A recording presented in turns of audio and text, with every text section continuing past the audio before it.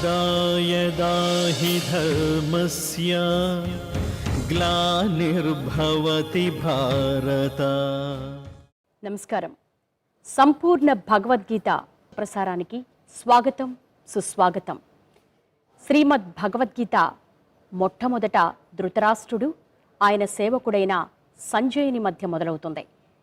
ధృతరాష్ట్రుడు యుద్ధక్షేత్రం అంటే కురుక్షేత్రంలో ఏం జరుగుతుందో తన సేవకుడైన సంజయుని అడుగుతాడు తనకు వివరించమని.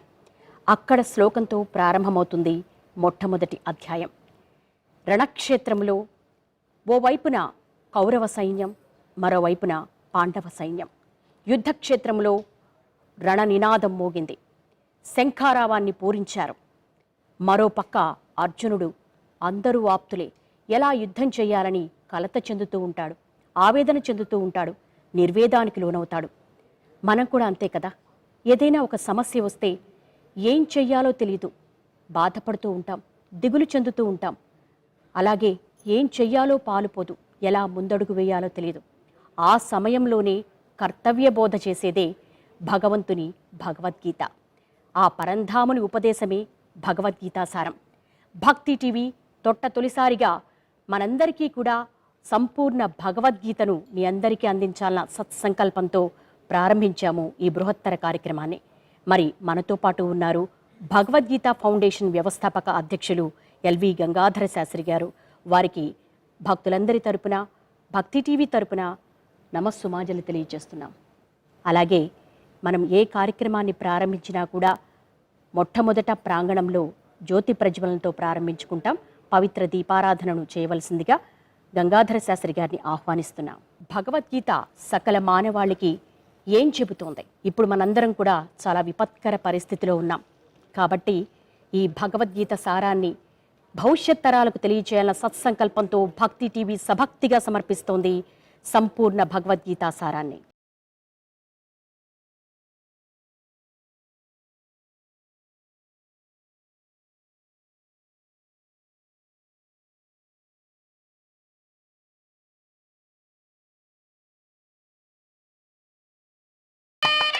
భక్తితో చదివితే భగవద్గీత పవిత్ర గ్రంథం, అర్థం చేసుకోవాలని చదివితే అది ఒక ఆనందధామం. కాబట్టి మనిషి జీవన సారానికి అనుసంధానమైనటువంటి భగవద్గీత శ్లోకాలను, అందులోనూ మొట్టమొదటి అధ్యాయాన్ని మనందరికీ కూడా తన గంధర్వ గానంతో అందించబోతున్నారు గంగాధర శాస్త్రి గారు. మరి మనందరికీ తెలుసు భగవద్గీత మనకు ఎంత గొప్ప సందేశాన్ని ఇస్తుంది. నిరాశ నిస్పృహకు లోనయ్యే సమయంలో, విపత్కర పరిస్థితులు మనకు ఏ విధంగా తోవ చూపిస్తుంది, ఎలా ముందుకెళ్లాలో మనకు మార్గనిర్దేశనం చేస్తుంది. మరి ఈ రోజున ధృతరాష్ట్రుడు సంజయునికి మధ్య జరిగినటువంటి రణక్షేత్రంలోని దృశ్యాన్ని మొదటి శ్లోకంతో ప్రారంభించవలసిందిగా గంగాధర శాస్త్రి గారికి సవినయపూర్వక మనవి. ముందుగా భక్తి టీవీ ప్రేక్షకులందరికీ భగవద్గీత రూపంలో శ్రీకృష్ణ పరమాత్మ ప్రపంచానికి అందించిన మహోత్కృష్టమైన జీవన సందేశాన్ని జ్ఞానాసక్తులైన భక్తుల రూపంలో వీక్షిస్తూ ఈ గీతామృతాన్ని గ్రోలడానికి సిద్ధంగా ఉన్న జ్ఞానాభిలాషులందరికీ, సాధకులందరికీ భక్తి టీవీ పక్షాన, భగవద్గీత ఫౌండేషన్ గాయకుడిగా నన్ను నియమించుకున్న నేపథ్యంలో నా పక్షాన శుభాహ్వానం పలుకుతూ, భక్తిపూర్వకంగా ఆహ్వానం పలుకుతూ, భగవద్గీత కేవలం రిటైర్మెంట్ సబ్జెక్ట్ కాదు, దాన్ని అలా చేయకండి. భగవద్గీతని జీవన గీతగా మాత్రమే ఉపయోగించండి, మరణ గీతగా కాదు. గీత నేర్చుకుంటే రాత మార్చుకున్నట్టే.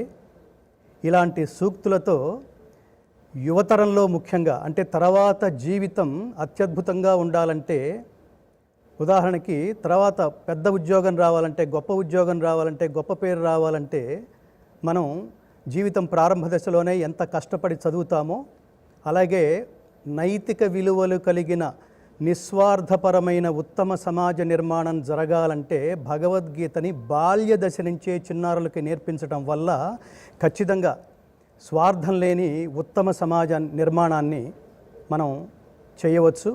ప్రపంచానికి ఈ యువతని ఒక వివేకానందలా, ఒక మహాత్మా గాంధీలా అందించవచ్చు. కాబట్టి ఈరోజు భగవద్గీతలోని మొదటి అధ్యాయం అర్జున విషాద యోగము. ఈ విషాద యోగానికి ముందు మనం ఇందులో ఉన్న 47 శ్లోకాలు, అర్జున విషాద యోగంలో ఉన్న 47 శ్లోకాలని ముందు మనం పారాయణగా మనం చెప్పుకుని, ఆ తర్వాత ఈ అధ్యాయంలో ఉన్న అతి ముఖ్యమైన కీలకమైన విషయాలని, ఆ శ్లోకాలని మనం పాడుకుంటూ మాట్లాడుకుంటూ మనం చర్చించుకుంటూ ప్రపంచానికి అందించే ప్రయత్నం చేద్దాం. తద్వారా శ్రీకృష్ణ పరమాత్మ అనుగ్రహాన్ని మనం పొందుదాం. ఓం శ్రీకృష్ణ పరమాత్మనే నమః. శ్రీకృష్ణ పరమాత్మనే నమః. అథ ధ్యానం ఓం పార్థాయ ప్రతిబోధితాం భగవతా నారాయణేన స్వయం వ్యాసేన గ్రథితాం పురాణమునినా మధ్యే మహాభారతం అద్వైతామృతవర్షిణీం భగవతీం అష్టాదశాధ్యాయినీ అంబ త్వామనుసందధామి భగవద్గీతే భవద్వేషిణీ నమోస్తుతే వ్యాస విశాల బుద్ధే పుల్లారవిందాయత పత్రనేత్ర येन त्वया भारततैलपूर्णः प्रज्वालितो ज्ञानमयः प्रदीपः वसुदेवसुतं देवं कंसचाणूरमर्दनं देवकी परमानन्दं कृष्णं वन्दे जगद्गुरुं नारायणं नमस्कृत्य नरं चैव नरोत्तमं देवीं सरस्वतीं व्यासं ततो जयमुदीरयेत् ॐ श्री परमात्मने नमः. ఓం శ్రీ పరమాత్మనే నమః. శ్రీమద్భగవద్గీతా అథ ప్రథమోऽధ్యాయః అర్జున విషాదయోగః. ధృతరాష్ట్ర ఉవాచ ధర్మక్షేత్రే కురుక్షేత్రే సమవేతాయుయుత్సవః మామకాః పాండవాశ్చైవ కిమకుర్వత సంజయ దృష్ట్వా తు పాండవానీకం వ్యూఢం దుర్యోధనస్తదా ఆచార్యముపసంగమ్య రాజా వచనమబ్రవీత్ పశ్యైతాం పాండుపుత్రాణాం ఆచార్య మహతీం చమూం వ్యూఢాం ద్రుపదపుత్రేణ तव शिष्येण धीमता तव शिष्येन धीमताः अत्र शूरा महेश्वासाः अत्र शूरा महेश्वासाः भीमार्जुनसमायुधि भीमार्जुनसमायुधि युयुधानो विराटश्च युयुधानो विराटश्च द्रुपदश्च महारथः द्रुपदश्च महारथः धृष्टकेतुश्चेकितानः दृष्टकेतुश्चेकितानः काशीराजश्च वीर्यवान् काशीराजश्च वीर्यवान् पुरुजित्कुन्तिभोजश्च पुरुजित्कुन्तिभोजश्च शैब्यश्च नरपुङ्गवः सैभ्यश्च नरपुङ्गवः युधामन्युश्च विक्रान्तः युधामन्युश्च विक्रान्तः उत्तमौजाश्च वीर्यवान् उत्तमौजाश्च वीर्यवान् सौभद्रो द्रौपदेयाश्च सौभद्रौ द्रौपदेयाश्च सर्व एव महारथाः सर्व एव महारथाः अस्माकं तु विशिष्टाये अस्माकं तु विशिष्टाये तान्निबोधद्विजोत्तम तानि बोध द्विजोत्तम नायका मम सैन्यस्य नायका मम सैन्यस्य संज्ञार्थं तान् ब्रवीमि ते संज्ञार्थं तान् ब्रवीमि ते भवान् भीष्मश्च कर्णश्च भवान् भीष्मश्च कर्मश्च कृपश्च समितिञ्जयः कृपश्च समितिञ्जयः अश्वत्थामा विकर्णश्च अश्वत्थामा विकर्णश्च सौमदत्तिस्तथैव च सौमदत्तिस्तथैव च अन्ये च बहवः शूराः अन्ये च बहवः शूराः मदर्थे त्यक्तजीविताः मदर्थे त्यक्तजीविताः नानाशस्त्रप्रहरणाः नानाशस्त्रप्रहरणाः सर्वे युद्धविशारदाः सर्वे युद्धविशारदाः अपर्याप्तं तदस्माकं अपर्याप्तं तदस्माकं बलं भीष्माभिरक्षितम् बलं भीष्माभिरक्षितं पर्याप्तं त्विदमेतेषां पर्याप्तं त्विदमेतेषां बलं भीमाभिरक्षितम् बलं भीमाभिरक्षितम् अयनेषु च सर्वेषु अयनेषु च सर्वेषु यथा भागमवस्थिताः यथा भागमवस्थिताः भीष्ममेवाभिरक्षन्तु भीष्ममेवाभिरक्षन्तु भवन्तः सर्व एव हि भवन्तः सर्व एव हि तस्य सञ्जनयन् हर्षम् तस्य सञ्जनयन् हर्षं कुरु वृद्धः पितामहः कुरुवृद्धः पितामहः सिंहनादं विनद्योच्चैः सिंहनादं विनोद्योच्चैः शङ्खं दद्मौ प्रतापवान् शङ्खं दद्मौ प्रतापवान् ततः शङ्खाश्च भैर्यश्च ततः शङ्खाश्च भैर्यश्च पणवानकगोमुखाः पणवानकगोमुखाः सहसैवाभ्यहन्यन्त सहसैवाभ्यहन्यन्त सशब्दस्तु मुलोऽभवत् सशब्दस्तु मुलोऽभवत् ततः श्वेतैर्हयैर्युक्ते ततः श्वेतैर्हयैर्युक्ते महति स्यन्दने स्थितौ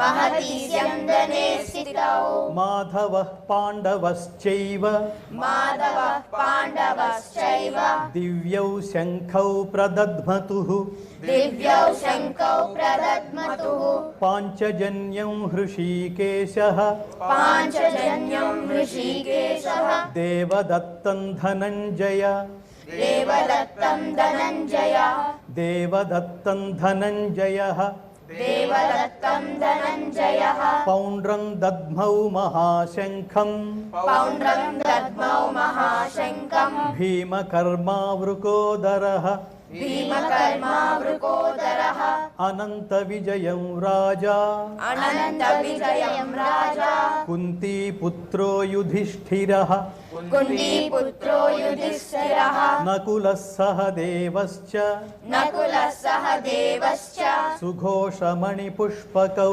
सुघोषमणिपुष्पकौ कास्यश्च परमेश्वासः कास्यश्च परमेश्वासः शिखण्डी च महारथः शिखण्डी च महारथः धृष्टद्युम्नो विराटश्च दृष्टद्युम्नो विराटश्च सात्यकिश्चापराजितः सात्यकिश्चापराजितः द्रुपदो द्रौपदेयाश्च द्रुपदौ द्रौपदेयाश्च सर्वशः पृथिवीपते सर्वस्य पृथिवीपते सौभद्रश्च महाबाहुः सौभद्रश्च महाबाहुः शङ्खान् दद्मुः पृथक् पृथक् शङ्खान् दद्मो पृथक् पृथक् सघोषोधार्तराष्ट्राणाम् सघोषोधार्तराष्ट्राणां हृदयानि व्यदारयत् हृदयानि व्यदारयत् नभश्च पृथिवीं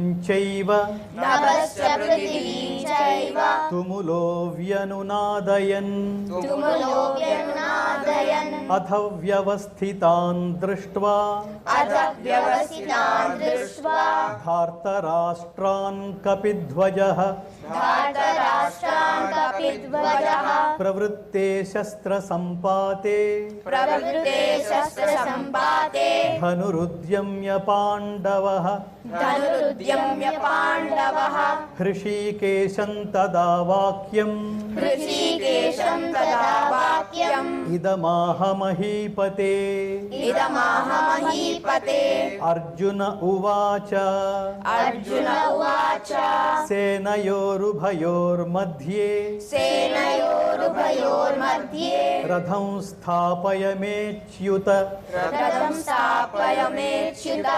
यावदेतान्निरीक्षेऽहम् यावदेतान् निरीक्ष्येऽहम् योद्धुकामानवस्थितान् योद्धुकामानवस्थितान् कैर्मया सह योद्धव्यम् कैर्मया सह योद्धव्यम् अस्मिन् रणसमुद्यमे अस्मिन् रणसमुद्यमे योत्स्यमानानवेक्षेऽहम् योत्स्यमानानवेक्षेऽहम् य एतेऽत्र समागताः य एतेऽत्र समागताः भारतराष्ट्रस्य दुर्बुद्धेः धार्तराष्ट्रस्य दुर्बुद्धेः युद्धे प्रियचिकीर्षवः युद्धे प्रियचिकीर्षवः सञ्जय उवाच सञ्जय उवाच एवमुक्तो हृषीकेशः एवमुक्तो ऋषिकेशः गुडाकेशेन भारत गुडाकेशेन भारत सेनयोरुभयोर्मध्ये सेनयोरुभयोर्मध्ये स्थापयित्वा रथोत्तमम् स्थापयित्वा रथोत्तमम् भीष्मद्रोणप्रमुखतः भीष्मद्रोणप्रमुखतः सर्वेषां च महीक्षिताम् सर्वेषां च महीक्षिताम् उवाच पार्थ पश्यैतान् उवाच पार्थ पश्यैतान् समवेतान् कुरूनिति समवेतान् कुरूनिति तत्रापश्यत् स्थितान् पार्थः तत्र पश्यत् स्थितान् पार्थः पितॄनथ पितामहान् पितॄन् पितामहान् आचार्यान् मातुलान् भ्रातॄन् आचार्यान् मातुलान् भ्रातॄन् पुत्रान् पौत्रान् सखींस्तदा पुत्रान् पौत्रान् सखींस्तदा पुत्रान् पौत्रान् सखींस्तथा पुत्रान् पौत्रान् सखींस्तदा श्वशुरान् सुहृदश्चैव स्वसुरान् सुहृदश्चैव सेनयोरुभयोरपि सेनयोरुभयोरपि तान् समीक्ष्य स कौन्तेयः तान् समीक्ष्य स कौन्तेयः सर्वान् बन्धूनवस्थितान् सर्वान् बन्धूनवस्थितान् कृपया परयाविष्टः कृपया परयाविष्टः विषीदन्निदमब्रवीत् विषीदन्निदमब्रवीत् अर्जुन उवाच अर्जुन उवाच दृष्ट्वेमं स्वजनं कृष्ण दृष्ट्वेमं स्वजनं कृष्ण दृष्ट्वेमं स्वजनं कृष्ण दृष्ट्वेमं स्वजनं कृष्ण युयुत्सुं समुपस्थितं युयुत्सं समुपस्थितं सीदन्ति मम गात्राणि सीदन्ति मम गात्राणि मुखं च परिशुष्यति मुखं च परिशुष्यति वेपथुश्च शरीरे मे वेपतुश्च शरीरे मे रोमहर्षश्च जायते रोमहर्षश्च जायते गाण्डीवं स्रंसते हस्तात् गाण्डीवं संसते हस्तात् त्वक्चैव परिदह्यते त्वक्षैव परिदह्यते न च शक्नोम्यवस्थातुं न च शक्नोम्यवस्थातुं भ्रमतीव च मे मनः भ्रमतीव च मे मनः भ्रमतीव च मे मनः भ्रमतीव च मे मनः निमित्तानि च पश्यामि निमित्तानि च पश्यामि विपरीतानि केशव विपरीतानि केशव न च श्रेयोनुपश्यामि न च श्रेयोनुपश्यामि हत्वा स्वजनमाहवे हत्वा स्वजनमाहवे न काङ्क्षे विजयं कृष्ण न काङ्क्षे विजयं कृष्ण न च राज्यं सुखानि च न च राज्यं सुखानि च किन्नो राज्येन गोविन्द किं नो राज्येन गोविन्द किं भोगैर्जीवितेन वा किं भोगैर्जीवितेन वा येषामर्थे काङ्क्षितन्नः येषामर्थे काङ्क्षितं नः राज्यं भोगाः सुखानि च राज्यं भोगा सुखानि च त इमेव स्थिता युद्धे त इमेव स्थिता युद्धे प्राणांस्त्यक्त्वा धनानि च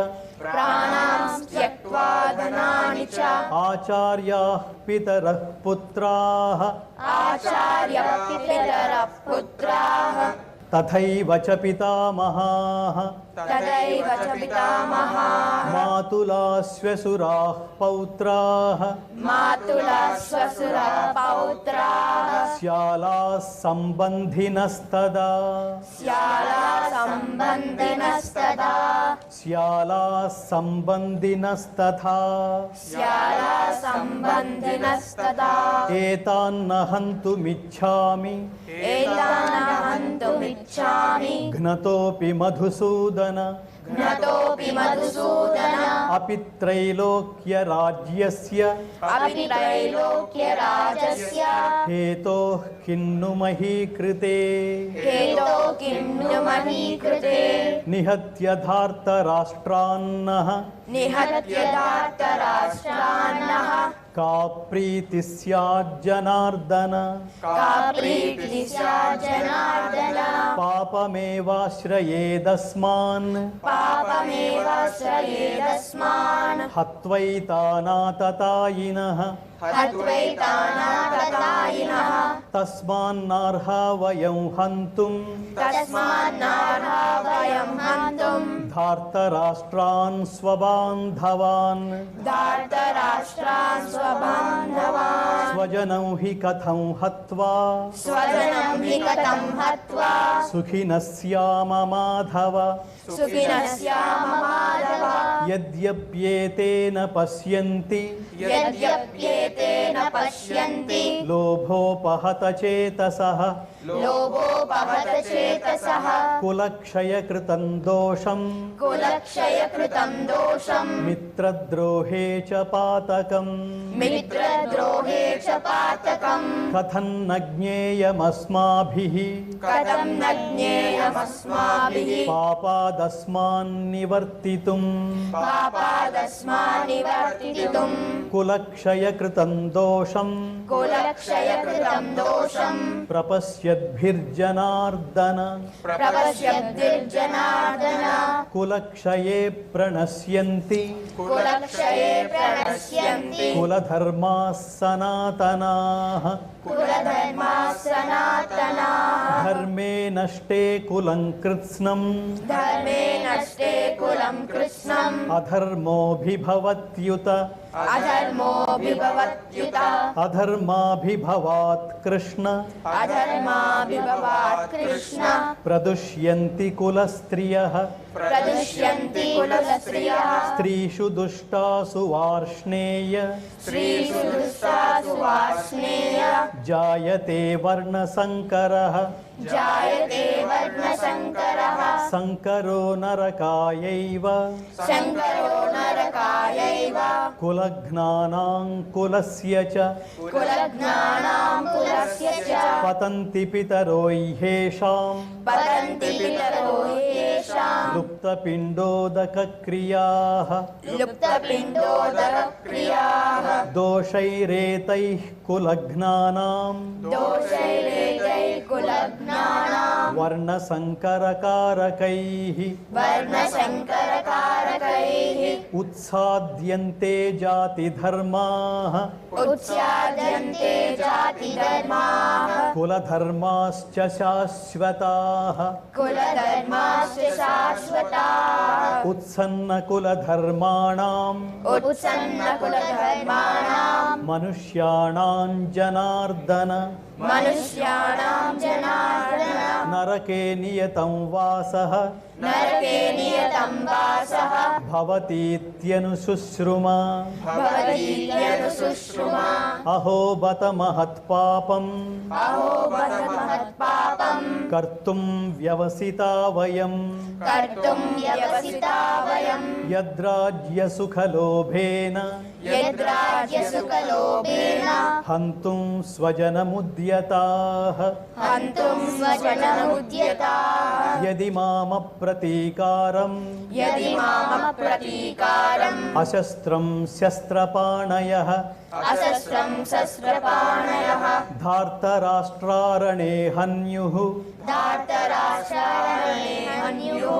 तन्मे क्षेमतरं भवेत् तन्मे क्षेमतरं भवेत् सञ्जय उवाच सञ्जय उवाच एवमुक्त्वार्जुनः सङ्ख्ये एवमुक्त्वार्जुनः सङ्ख्ये रथोपस्थ उपाविशत् ततोपस्थ विसृज्य सशरं चापम् विसृज्य सशरं चापं शोकसंविघ्नमानसः शोकसंविघ्नमानसः ॐ तत्सदिति तत्सदिति श्रीमद्भगवद्गीतासूपनिषत्सु श्रीमद्भगवद्गीतासूपनिषत्सु ब्रह्मविद्यायां ब्रह्मविद्यायां योगशास्त्रे योगशास्त्रे श्रीकृष्णार्जुनसंवादे श्रीकृष्णार्जुनसंवादे अर्जुनविषादयोगो नाम अर्जुनविषादयोगो नाम प्रथमोऽध्यायः प्रथमोऽध्यायः సాక్షాత్తు తను పరమాత్మగా ప్రకటించుకుని అర్జునుని నిమిత్తంగా చేసుకుని ప్రపంచ మానవాళిని ఉద్ధరించడం కోసం చేసిన కర్తవ్యోపదేశం భగవద్గీత అని చెప్పుకున్నాం. అయితే ఇందులో ప్రధానంగా మనం కాస్త ఆధ్యాత్మికంగా ఎదిగిన వాళ్ళనో లేదా కాషాయం కనపడితేనో మనం సాధారణంగా అయ్యా మీరు భగవంతుడితో సమానం లేదా భగవాన్ అని మాట్లాడేస్తున్నాం మనం.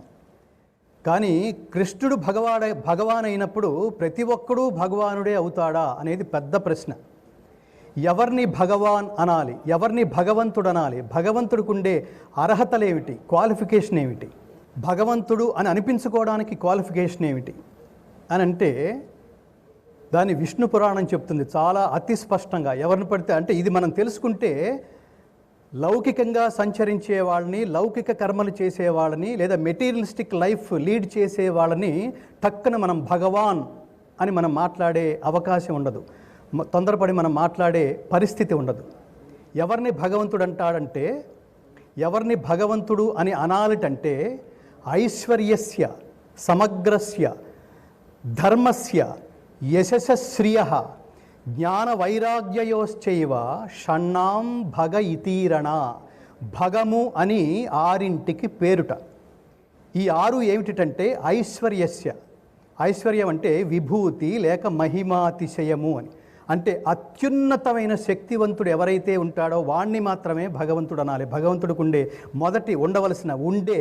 ఉన్న మొదటి క్వాలిఫికేషన్ ఐశ్వర్యస్య, రెండవది సమగ్రస్య, సమగ్రత్వం. ఇంతకంటే సంపూర్ణత్వం మనకి ప్రపంచంలో మనకి ఈ భూనభవంత్రాలలో ఎక్కడా కనిపించదనే సంపూర్ణత్వం కనుక ఉంటే ఆయన్ని మాత్రమే పరమాత్మ అనగలం. వీర్యస్య, వీర్యం అంటే అత్యున్నత అతిశక్తివంతుడైన బలవంతుడు. వీర్యం అంటే బలం అని అర్థం. అతి బలవంతుడు ఎవరైతే ఉంటాడో అల్టిమేట్, ఈ బలంలో కూడా అల్టిమేట్ నశించని బలం ఏదైతే ఉంటుందో ఆ బలానికి మాత్రమే వీర్యం అని పేరు. కాబట్టి ఐశ్వర్యస్య, సమగ్రస్య, వీర్యస్య, యశశ్రియ. కొన్ని చోట్ల ధర్మస్య అని కూడా మాట్లాడతారు వీర్యం బదులుగా. ధర్మం అంటే మిగతా మనం ఇందాక ప్రారంభంలో మాట్లాడుకున్నాం, మతం అంటే ఒక వర్గానికి చెందిందే. గుర్తుపెట్టుకోండి, ప్రపంచంలో మిగతావన్నీ మతాలు, కానీ హైందవ జాతిలో మనం మాట్లాడుకుంటుంది మనం కూడా మతం అని మాట్లాడుకుంటున్నాం. అత్యంత దారుణం. మీరు అప్లికేషన్ ఫిలప్ చేయడానికి వచ్చేసరికి రిలీజియన్ అని అమాయకంగా వాడెవడో ఒక కొటేషన్ పెట్టేస్తే, కాలం పెడితే రిలీజియన్ అంటే హిందూ అనేస్తున్నాం. అసలు హిందూ రిలీజియనే కాదు, ఇది గుర్తుపెట్టుకోవాలి.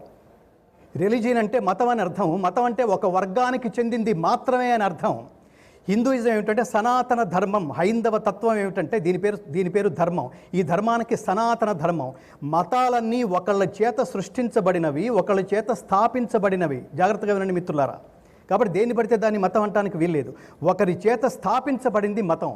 కానీ హిందూయిజం కూడా, హిందూ మతం కూడా దీన్ని కూడా మతమే అందామా అని అంటే ఎవరు స్థాపించారో ఒకసారి చెప్పండి. ఒకరి చేత స్థాపించబడింది కాదు, మనుషుల చేత స్థాపించబడింది కాదు. భగవద్గీతని ఎలా అయితే అపౌరుషేయము అని మాట్లాడుతున్నామో అలాగే వేదాలు కానీ, ఉపనిషత్తులు కానీ, భగవద్గీత కానీ, ఇలా ధర్మశాస్త్రాలు కానీ ఇవన్నీ పురుషులు అంటే మానవుల చేత సృజించబడినవి కాదు. సాక్షాత్తు మనం పరమాత్మని మాట్లాడము. భగవద్గీత అయితే మనం భారతదేశానికి స్వాతంత్రం వచ్చే నాటికి శ్రీకృష్ణ పరమాత్మ అర్జునుడికి భగవద్గీతోపదేశం చేసి 5048 సంవత్సరాలు అయింది. అంటే చూడండి, వేరేస్ అప్పటికి ప్రపంచంలో ఏ ఇతర మత ఆవిర్భావం జరగని కాలంలో శ్రీకృష్ణ పరమాత్మ అర్జునుడికి గీతోపదేశం చేస్తే అలా చేసిన భగవద్గీతని మత గ్రంథం అని, అలా గీతోపదేశం చేసిన గీతాచార్యుడిని హిందూ మతస్థుడని ట్యాగ్ వేయడం ఎంత దారుణం అది. దీన్ని ఏమనాలి? ఈ హైందవ తత్వాన్ని సనాతన ధర్మం. సనాతనం అంటే నిత్యమైనది, శాశ్వతమైనది. అది ఎప్పటిదో తెలియదు, ఎప్పుడు ఆవిర్భవించిందో తెలియదు, కానీ ఈ సృష్టిలో ఉన్నంతకాలం ఉంటుంది. అంటే శాశ్వతమైనది, నశించనిది ఏదైతే ఉంటుందో దాని పేరు సనాతనము అన్నాం. కాబట్టి ఈ ధర్మానికి ఉన్న పేరు ఏమిటంటే ధ్రియతే అనేన ఇది ధర్మ.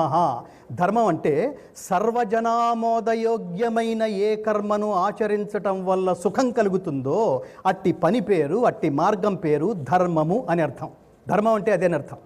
కాబట్టి అలాంటి ధర్మాత్ముడి అంటే తను ఏది మాట్లాడితే ప్రపంచ మానవాళి భలే చెప్పాడరా, అద్భుతం ఇది, దీన్ని ఫాలో అయిపోవాల్సిందే, దీన్ని అనుసరించాల్సిందే, దీన్ని ఆచరించాల్సిందే, ఇలా ఇంకొకడు ఎవడో చెప్పడు అని అనిపించుకుంటాడో వాడే పరమాత్మ. కాబట్టి మనం నిన్న కూడా మాట్లాడుకున్నాం, ఇవాళ కూడా మళ్ళీ శ్రీకృష్ణుడు ఎలా అయితే లెక్చర్ పేరుతో చెప్పిందే మరొక రూపంలో చెప్తాడో మనం చెప్పింది మరొకసారి పునశ్చరణ చేసుకునే ప్రయత్నం చేస్తూ ఉందాం మధ్య మధ్యలో. అలా ఐశ్వర్యస్య, సమగ్రస్య, వీర్యస్య, ధర్మస్య, యశశ్రియ, ధర్మస్య.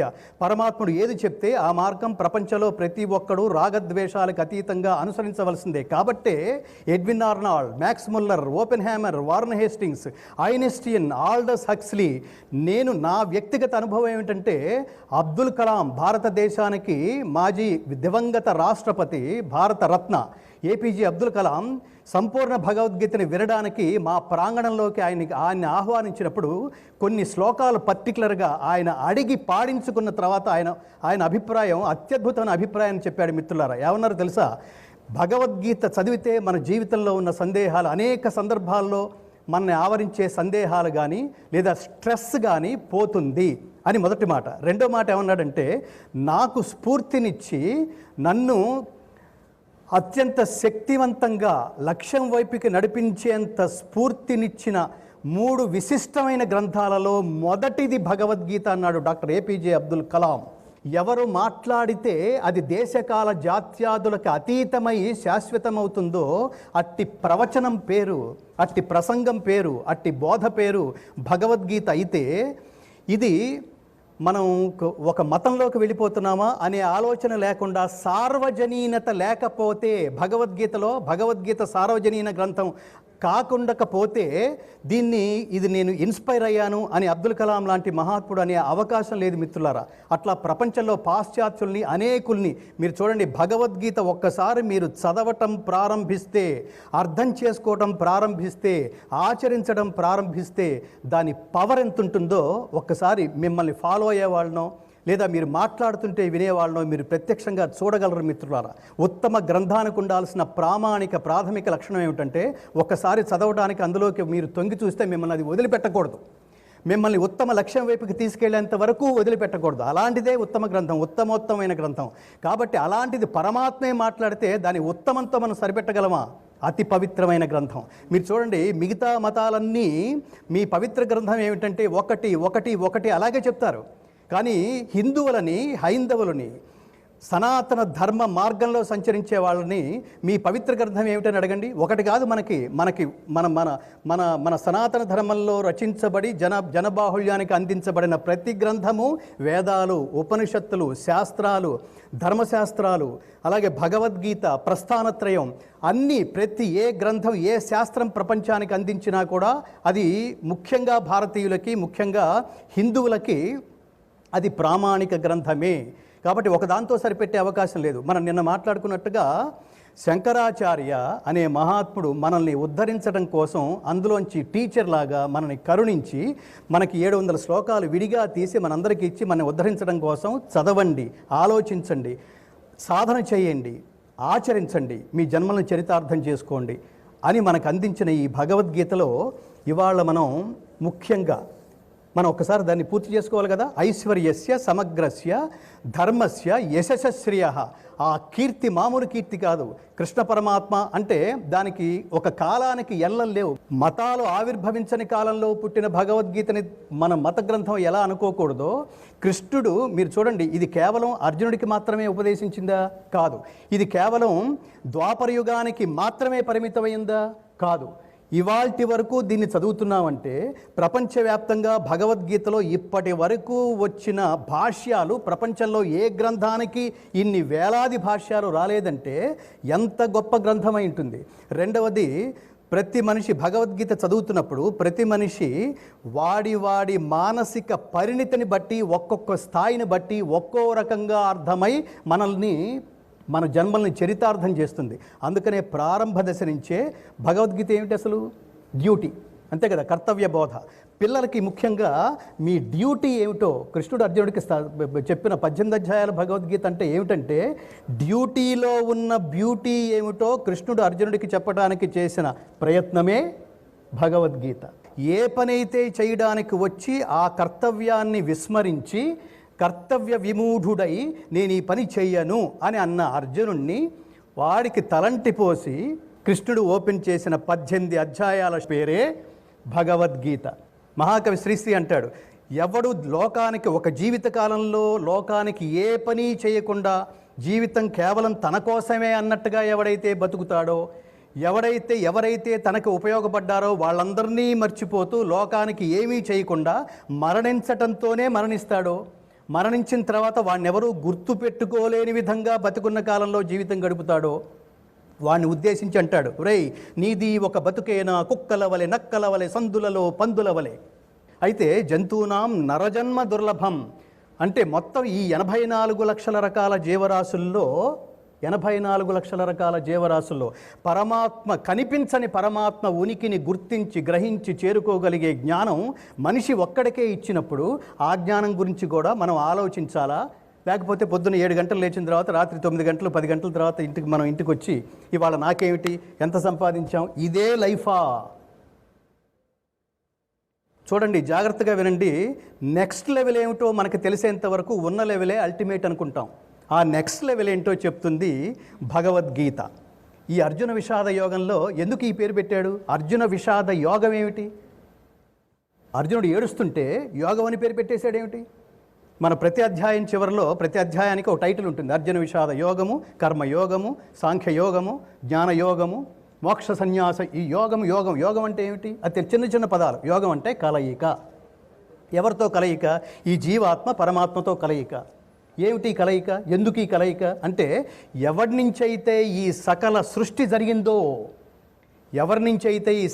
జరిగిందో, అల్టిమేట్గా ఆ పరమాత్మ అనుగ్రహం పొందటం అనే స్థితిని మనం చేరుకోవటం అనే దాన్ని మోక్షము అంటాం. అల్టిమేట్గా అంతే.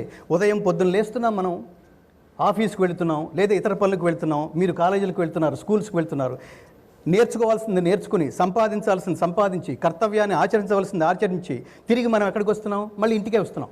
ఇది ఒక జన్మకి సంబంధించింది. బయటికి వెళుతున్నాం, తిరిగి ఇంటికి వస్తున్నాం. ఇది రెగ్యులర్ లైఫ్లో ఉండే యాక్టివిటీ. కానీ మనం మరణించిన తర్వాత ఇంకో జన్మ ఎత్తుతున్నాం. ఆ ఇంకో జన్మకి సంబంధించిన కన్ఫర్మేషన్స్ అవన్నీ తర్వాత అధ్యాయాల్లో చెప్తాడు పరమాత్మ. అసలు జన్మ అంటే ఏమిటి, జన్మ ఉందే లేదా, ఈ డౌట్స్ ఉన్న వాళ్ళందరికీ జీవితంలో ఎలాంటి సందేహం ఉన్నా ఆ సందేహాన్ని భగవద్గీత నివృత్తి చేస్తుంది. లేకపోతే గాంధీ మహాత్ముడు ఈ నిరంతరం భగవద్గీత చేతిలో పట్టుకుని తిరిగే అవకాశం లేదు. కాబట్టి అర్జునుడు ఆ యోగం అంటే యుజ్యతే ఇది యోగం అంటే కలయిక. జీవాత్మ పరమాత్మతో కలయటమే కలయిక. మిగతావన్నీ యోగాలు కాదు. ఏ ఇద్దరు కలిస్తే అది యోగం కాదు. ఇద్దరు దొంగలు కలిస్తే అది యోగం కాదు. అయితే ఇద్దరు వ్యక్తులు కలిస్తే, ఎవరు లోకక్షేమం కోసం ఏ ఇద్దరు వ్యక్తులైతే కలుస్తారో ఆ ఇంటెన్షన్తో కలిస్తే మాత్రం ఖచ్చితంగా అది యోగమే. దాన్ని సత్సంగం అంటాడు శంకరాచార్య. అంటే మంచి స్నేహితులతో మనం ఎప్పుడు స్నేహం చేయాలి, మంచి వాళ్ళతో స్నేహం చేయాలి, మంచి ఐడియాలజీ ఉన్న వాళ్ళతో స్నేహం చేయాలి.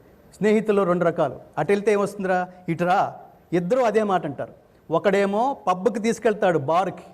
ఇంకొకడేమో గుడికి తీసుకెళ్తాడు. చాగంటి వారో, గరికపాటి వారో, సామవేదం వారో, లేదా భక్తి ఛానల్ ముందో కాసేపు కూర్చో, మంచి కార్యక్రమం వస్తుంది, భలే చెప్తున్నారు, అది వింటే మనం ఏదో ఒకటి చేద్దాం, ఇంతకు ముందు చేయింది, అలా చెప్పేవాడు, అలా సూచించేవాడు ఇంకొక స్నేహితుడు. కాబట్టి ఎలాంటి స్నేహితుల దగ్గరికి వెళితే మనకి కిక్ వస్తుందో, పాలు కళ్ళు 2 ఒకే రకంగా ఉంటాయి. పాలు తాగితే ఏమొస్తుంది? శాశ్వతమైన ఆరోగ్యం వస్తుంది. కళ్ళు తాగితే ఏమొస్తుంది? తాత్కాలికమైన కిక్ వస్తుంది. 2 ఒకటే రంగులో ఉంటాయి. కానీ వాటిని ఎంచుకోవటం అనేది మన సంస్కారం మీద ఆధారపడి ఉంటుంది. ఆ సంస్కారం భగవద్గీత మనకి పుష్కలంగా అందిస్తుంది. అందుకని కాబట్టి అర్జున విషాద యోగము. అర్జునుడు ఏడిస్తే యోగం అనేసాడు ఏమిటి? ఈ ఏడుపుకి 2 రకాల కారణాలు మిత్రులారా. మామూలుగా ఈ ఏడుపు వాడి ఏడుపు వాడిది అని మాట్లాడుతుంటాం కదా మనం. ఈ ఏడుపులో 2 రకాలు ఏమిటంటే, మామూలు సాధారణమైన జనం ఏడిస్తే దానికి 2 కారణాలు. మనందరం ఏడిస్తే 2 కారణాలు ఉంటాయి. దానికి ఏమిటంటే, ఇన్ జనరల్గా దానికి ఏమిటంటే, ఒకటి మనకు లేదని, రెండవది పక్కనాడికి ఎక్కువ ఉందని. అసలు ఇదే గొడవ ప్రపంచం అంతా. మీరు చూడండి, మీకంటే ఎప్పుడు 10 సంవత్సరాలు వెనకొచ్చాడు వాడు, చూడండి ఎంత బిల్డింగ్ కట్టాడో, ఎన్నంతస్తులు కట్టి ఎంత లేపేస్తాడు. ఏసీబీ వాడు వచ్చాడంటే లేపేయడమే. ఇలా కంపేర్ చేయటం వల్ల వీడు లంచాలకి అలవాటు పడి, ఎందుకు ఈవిడ బాధ భరించలేకుండా ఉన్నాం, అర్జెంటుగా ఒక పెద్ద వడ్డానో పెద్ద నగో చేయించి ఆవిడకి ఇస్తే తప్ప, లేదా ఒక ఫ్లాట్ ఇస్తే తప్ప, లేదా అక్కడెక్కడో 10 ఎకరాలు కొనిపెడితే తప్ప ఆవిడ్ని మనం కంట్రోల్ చేయలేము, లేదా ఆవిడ్ని సంతోష పెట్టలేము అనే మార్గంలో కనుక ఒక్కసారి తప్పితే, చూడండి మిత్రులారా, చాలా చోట్ల నీ శాలరీ 50,000 కదా, ఇవాళ 1,50,000 తీసుకొచ్చావు, ఎక్కడి నుంచి తీసుకొచ్చావు, ఎలా వచ్చింది నీకు అని భార్యలు అడక్కపోవటం వల్లే లంచగొండులు ఎక్కువ అవుతున్నారు. మొట్టమొదటి సెన్సార్ ఆఫీసర్ ఇంట్లో స్త్రీ అయి ఉండాలి, భార్య అయి ఉండాలి. అలా లేకుండా ఎక్కడి నుంచి పట్టుకొచ్చాడు, వాడి డ్యూటీ, నాకు అనవసరం, అది తీసుకురా రేపు ఓ 25 కోట్లు అందనుకోండి. ఆ 25 కోట్ల కోసం వాడు ఉద్యోగంలో లంచం ప్రారంభిస్తే దీని ప్రభావం ఒక్క కుటుంబానికి పరిమితం కాదు మిత్రులారా. దానివల్ల సమాజం, దానివల్ల దేశం, ఇవాళకి 70 సంవత్సరాల తర్వాత కూడా భారతదేశం ఇంకా గ్రోయింగ్ స్టేజ్లోనే ఉంది అంటే దానికి 2 ప్రధానమైన కారణాలు. ఒకటి స్వార్థం, రెండవది లంచం. సో దీన్ని భగవద్గీత అనే ఓరియంటేషన్ క్లాస్ జీవిత ప్రారంభ దశలోనే కనుక చెప్పగలిగితే, నేర్చుకోగలిగితే, ఆచరింప చేయగలిగితే, ఈ దశ నుంచే, ఈ విద్యార్థుల నుంచే మీకు చూడండి, లెక్కల్లో ఎన్ని వచ్చినాయి అని అడుగుతున్నారు, మ్యాథ్స్లో ఎన్ని వచ్చినాయి, ఫిజిక్స్లో ఎన్ని వచ్చినాయి, కామర్స్లో ఎన్ని వచ్చినాయి, కెమిస్ట్రీలో ఎన్ని వచ్చినాయి అని మాట్లాడుతున్నారు. క్యారెక్టర్లో, కాండక్ట్లో ఎన్ని వచ్చినాయి అని అడిగే పరిస్థితి ఎక్కడన్నా ఉందా? అలా ఉండాలి అంటే భగవద్గీత నేర్పించవలసిందే పిల్లలకి. అందుకనే భక్తి టీవీ చేస్తున్న, భక్తి టీవీ ఒక కార్యక్రమంలాగా నరేంద్ర చౌదరి గారు కానీ రమాదేవి గారు కానీ అన్నప్పుడు దీన్ని ఉద్యమంలాగా తీసుకెళ్లాలండి. భగవద్గీత అన్ని వర్గాల వాళ్ళకి, అన్ని మతాల వాళ్ళకి, అన్ని దేశాల వాళ్ళకి, దేశ కాల జాత్యాదులకు అతీతంగా వయో వర్గ లింగ విభేదాలకి తావు లేకుండా భగవద్గీతని బోధించటం భారతీయుల కర్తవ్యం. అయితే especially for youth and students, జీవితంలో తర్వాత జీవితం అద్భుతంగా ఉండాలంటే ముందే పునాది గట్టిగా పడాలి. ఆ పునాది రాయే భగవద్గీత. కాబట్టి ఇంకొకడు పక్కనవాడు వాడికి మనకు లేదని, పక్కన వాడికి ఎక్కువ ఉందని మన ఏడుపు అయితే, మహాత్ముల ఏడుపు మామూలు ఏడుపు కాదు మిత్రులారా. మహాత్ములు ఏడిస్తే జాతి పంట పండుతుంది. దానికి ఉదాహరణే ఎవరు ఏడ్చారు ఇక్కడ?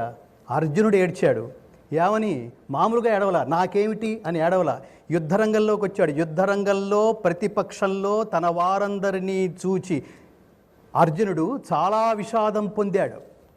ఈ విషాదానికి ప్రధానంగా 2 కారణాలు. ఒకటి, యుద్ధంలో తన వాళ్ళందరూ నశిస్తారనేది అర్జునుడి విషాదానికి మొదటి కారణం అయితే, రెండవ కారణం తానే వీళ్ళందరినీ చంపడం అధర్మం కదా అనే మాయలో పడిపోయాడు, అనే అజ్ఞానంలో పడిపోయాడు, అనే మోహంలో పడిపోయాడు. ఈ మోహంలో ఉండగా అతను ఏమనుకున్నాడంటే, చిచి ఇట్లా వీళ్ళందరినీ చంపేసి ఆ చంపిన నెత్తుటి కూటితో రాజ్యాన్ని భోగించడం కంటే వీళ్ళందరినీ చంపకుండా భిక్షం ఎత్తుకునైనా బతకటం మేలనిపిస్తోంది నాకు. ముల్లోకాల రాజ్యాన్ని కూడా తృణప్రాయంగా భావించే నాకు జస్ట్ ఈ భూమండలం మీద ఉన్న వీళ్ళందరినీ చంపి ఏంటి నేను రాజ్యం ఏలేది అనే అనే అనే బాధ తీవ్రమైపోయింది. కాబట్టి అతని ఇలా చంపడం ధర్మమేనా? ఈ ధర్మం కోసం తీవ్రంగా పరితపించిన అర్జునుడిలో వైరాగ్య భావన, ధర్మ జిజ్ఞాస, తీవ్ర పరితాపము ఇవన్నీ జ్ఞాన ప్రాప్తికి, భగవదైక్యానికి దారితీయటం వల్ల అర్జున విషాదం కూడా ఒక యోగంగా వర్ణించబడింది మిత్రులారా.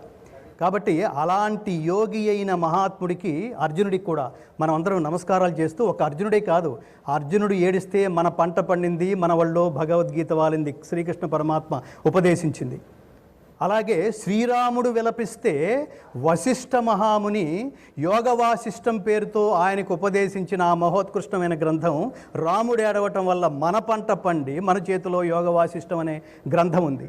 అలాగే పరీక్షిత్తు మహారాజు విలపించటం వల్ల శుక మహర్షి ఆయనకు ఉపదేశించిన భాగవతం అనే మహోత్కృష్టమైన గ్రంథం మన ఒళ్ళో పడింది. చూడండి, ఏడ్చిన వాళ్ళు ఒకళ్ళు, పంట పండింది మనకి. కాబట్టి మహాత్ములు విలపించడం వల్ల దాని స్థితి లోక కళ్యాణం కోసం. మనం ఏడిస్తే స్వకల్యాణం కోసం, మహాత్ములు ఏడిస్తే అది లోక కళ్యాణం కోసం. కాబట్టి ఈ అధ్యాయంలో ముఖ్యంగా ఉభయ సేనలందలి ప్రధాన వీరుల పరిగణనము. మనం ఏ పని చేసినా ఒక క్లారిటీ ఉండాలి. అధ్యాయంలోకి టక్కున లోపలికి వెళ్ళిపోకుండా ఆ ధర్మక్షేత్రేకు, ఏమిటి ధర్మక్షేత్రే, అసలు ఎక్కడి నుంచి ప్రారంభమైంది భగవద్గీత పట్ల చాలామందికి ఒక ప్రాథమిక అవగాహన కూడా లేదు. కౌరవులు పాండవులు తెలుసు కదా, వాళ్ళిద్దరి మధ్య యుద్ధ సన్నాహాలు మొదలైనాయి కదా. డిసైడ్ అయ్యే ముందు ద్రుపదుడి పురోహితుడిని రాయబారిగా పంపించారు. ఎక్కడి నుంచి? పాండవుల వైపు నుంచి. కౌరవులు అంగీకరించలేదు. అక్కడి నుంచి కౌరవుల నుంచి సంజయ రాయబారం నడిచింది. అది పాండవులకి అంగీకార యోగ్యం కాలేదు. ఫైనల్గా ఇక్కడి నుంచి శ్రీకృష్ణ పరమాత్మే కృష్ణ రాయబారం, చాలా సినిమాలు చూసాం కదా, నాటకాలు చూసాం కదా, కృష్ణ రాయబారం నడిచింది. దుర్మార్గులు, దుష్టులు, వాళ్ళకి బుద్ధి ఎప్పటికీ ఎంత జ్ఞానోపదేశం చేసినా చెలించదు. గుర్తుపెట్టుకోండి, నిరంతరం పానకంలోనే మునిగి ఉన్నప్పటికీ గరిటికి ఆ తీయదనం తెలియనట్టే. నిరంతరం జ్ఞానుల మధ్యలోనే ఉన్నప్పటికీ మూర్ఖుడు ఆ జ్ఞానాన్ని గ్రహించలేడు. అలాంటి వాడు దుర్యోధనుడు. ఒప్పుకోలేదు. నేను సూదిమొన వాళ్ళు పాపం 12 ఏళ్ళు అరణ్యవాసం, 1 ఏడు అజ్ఞాతవాసం చేసి వచ్చిన తర్వాత మీ రాజ్యం మీకు ఇస్తానని చెప్పి మాట తప్పి ఇప్పుడు సూదిమొన మోపేంత భూమిని కూడా ఇవ్వను అన్నప్పుడు, ఇంతమంది రాయబారాలు చేసినా కూడా అతను అంగీకరించినప్పుడు, అప్పుడు వేదవ్యాస మహర్షి కన్ఫర్మ్ అయిపోయినప్పుడు, యుద్ధం కన్ఫర్మ్ అయిపోయింది, అప్పుడు వేదవ్యాస మహర్షి వచ్చి ఒక్కసారి యతో ధర్మస్తతో జయ, ఇది చాలా జాగ్రత్తగా గుర్తుపెట్టుకోండి. చెప్పండి, యతో ధర్మస్తతో కృష్ణ. ततो धर्मस्तथा कृष्णः యతో ధర్మస్తతో కృష్ణః यतो धर्मस्ततो कृष्णः యతో కృష్ణస్తతో జయః. यतो कृष्णस्ततो जयः భారతం అంటే భారతానికి జయము అని పేరు. భారతం అంటే పంచమ వేదం. భారతానికి జయము అని ఒక పేరుంది. అలాగే భారతంలో మధ్యలో ఉన్న భగవద్గీతకు కూడా జయము అని పేరు ఉంది. భగవద్గీత చదివితే ఏమొస్తుంది? జయం. You'll be successful. అంటే చదవగానే సక్సెస్ఫుల్ అని కాదు అర్థం. దీని పరమావధి ఏమిటి? వినటం, ఆలోచించటం, ఆచరించటం, దాని ఫలితం పొందటం. భగవద్గీత చదవటం వల్ల, భగవద్గీత ఆచరించటం వల్ల. కాబట్టి ప్రతి ఇంట్లోనూ, ప్రతి హిందూ ఇంట్లోనూ దయచేసి ఈ క్షణం నుంచి భగవద్గీత చదవని వాళ్ళు ఎవరన్నా, తర్వాత చదువుదాంలే అని పోస్ట్పోన్ చేసేవాళ్ళు ఎవరైనా, అవును మా ఇంట్లో కూడా ఉంది కాకపోతే పూజ గదిలో ఉంది అనేవాళ్ళు ఎవరైనా, భగవద్గీత నేను వింటుంటాను కానీ అదేదో శవాల దగ్గర వింటుంటానండి, అది ఎవరో పోయిన తర్వాత వేస్తుంటారు. అవును నాకు ఇప్పటికీ డౌటు, అంటే భగవద్గీత మనం రెగ్యులర్గా చదవచ్చు అంటారా లేదా శవాల దగ్గరే పెట్టాలంటారా? ఇలాంటి వాళ్ళందరి సంశయాలన్నీ భక్తి టీవీ ద్వారా పటాపంచలు చేస్తూ భగవద్గీత సర్వకాల సర్వావస్థలలో పఠించదగిన, ఆచరించదగిన ఉత్తమోత్తమమైన గ్రంథము. ఇందులో ఎట్టి సందేహము లేదు. దయచేసి మరొకటి, భగవద్గీతని జీవన గీతగా మాత్రమే ఉపయోగించండి. పిల్లల్ని మీరు పొద్దున్నే లేచి భగవద్గీత పెట్టారంటే దాని అర్థం ఏంటంటే తెల్లవారింది, పక్కన వాళ్ళు భగవద్గీత పెట్టారా అనే సంకేతం వెలువడాలి. కానీ భగవద్గీత వినిపిస్తుందంటే నాన్న ఒకసారి గోడ అవతలకి తొంగి చూడు, ఎవడో పోయి ఉంటాడు, ఎవడో లేచిపోయి ఉంటాడు.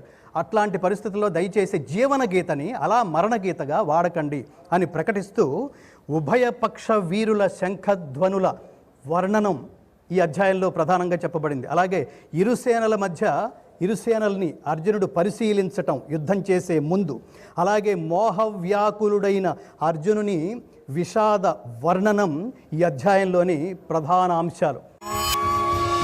యదా యదా హి ధర్మస్య గ్లానిర్భవతి భారత. ధర్మం కోసం తీవ్రంగా పరితపించటం వల్ల, పరమాత్ముడు అనుగ్రహం కోసం ఏ మార్గంలో ప్రయాణిస్తే ఆ అనుగ్రహం పొందుతామో అది తెలియక తాత్కాలికమైన మోహానికి గురి కావడం వల్ల, పరమాత్ముడు ఆయన పక్కనే ఉండటం వల్ల, అర్జునుడి పక్కనే ఉండటం వల్ల శిష్యస్తేహం శాధిమాం త్వాం ప్రపన్నం అనడంతో శ్రీకృష్ణ పరమాత్మ బోధ ప్రారంభం కాబోతుంది. అలాంటి స్థితిలో పరమాత్ముడితో యోగం అంటే కలయిక, పరమాత్ముడితో కలయిక కోసం తప్పించటం వల్ల అర్జునుడి విషాదం కూడా యోగం అయింది. అయితే దీనికి ముందు సంక్షిప్తంగా ఎక్కడ భగవద్గీత ప్రారంభమైంది? మహాభారతంలో భీష్మ పర్వంలో 25వ అధ్యాయం నుండి 42వ అధ్యాయం వరకు ఉన్న జ్ఞాన సంహితని భగవద్గీత అని నామకరణం చేసి ప్రపంచానికి అందించిన శంకరాచార్యులు వారికి శిరస్సు వంచి ప్రణామాలు అర్పిస్తూ 10 రోజులు యుద్ధం జరిగిన తర్వాత, యుద్ధం అందరికీ తెలిసిందే, ఈ రాయబారాలన్నీ పూర్తయిపోయిన తర్వాత యుద్ధం ప్రారంభమైన తర్వాత 10 రోజులు యుద్ధం జరిగిన తర్వాత భీష్మాచార్యుల వారు శిఖండిని అడ్డు పెట్టుకుని అర్జునుడు చేసిన యుద్ధంలో భీష్మాచార్యుల వారు అంపశయ్య మీద పడగా ఆ వార్తని పరుగున ధృతరాష్ట్రుడి కొలువులోకి ప్రవేశించిన ధృతరాష్ట్రుడి ఆంతరంగికుడైన సంజయుడు, జయం జయము మహారాజా, శంతన మహారాజు పుత్రుడు భీష్ముడు, భరతవంశీయులకు పితామహుడైన భీష్ముడు ఈ కురుక్షేత్ర సంగ్రామంలో శిఖండిని ముందుంచుకుని అర్జునుడు కోల్చగా అంపశయ్యపై ఉన్నాడు అనే వార్త ఎప్పుడైతే తెలియజేశాడో ధృతరాష్ట్రుడు ఖిన్నుడయ్యాడు, విచారగ్రస్తుడయ్యాడు, దుఃఖించాడు. మనం ఇంగ్లీష్లో మాట్లాడుకుంటే షాక్ అయిపోయాడు. అలాంటి స్థితిలో ధృతరాష్ట్ర మహారాజు ఆందోళన చెంది విలపించి అసలు అక్కడ ఏం జరిగింది, ఆయనకి చుట్టూతా ఎవరు ఒక రక్షణ కంచెగా ఎవరూ నిలబడలేదా, భీష్మ పితామహుడు పడిపోవడం ఏమిటి, ఏం జరిగిందో చెప్పు అని బాధపడి ఆందోళన చెందినప్పుడు అక్కడి నుంచి ప్రారంభమైంది ఆయన అడిగిన ప్రశ్న. జాగ్రత్తగా వినండి, ధృతరాష్ట్రుడు అడిగిన ప్రశ్న కూడా భగవద్గీతలో 4 పాత్రలు ఉన్నాయి. సంజయుడు, ధృతరాష్ట్రుడు, శ్రీకృష్ణ పరమాత్మ, అర్జునుడు. ఈ 4 పాత్రల మధ్య జరిగే సంవాదం మొత్తం ధర్మం కోసమే తీవ్రంగా పరితపించడం జరిగితే ధర్మం కోసమే అల్టిమేట్ ధ్యేయం ధర్మమే అయినప్పుడు ఇందులో ప్రతి వాక్యం మంత్రతుల్యమని మంత్రద్రష్టలు ముఖ్యంగా వ్యాస మహర్షి చెప్పిన నేపథ్యంలో ప్రతి శ్లోకము మంత్రతుల్యంగా భావించవలసిందిగా సర్వజన కోటిని అర్థిస్తూ ధృతరాష్ట్రుడు అంటున్నాడు. ధృతరాష్ట్ర ఉవాచ ధర్మక్షేత్రే కురుక్షేత్రే సమవేతాయుయుత్సవః మామకాః పాండవాశ్చైవ కిమకుర్వత సంజయ సంజయ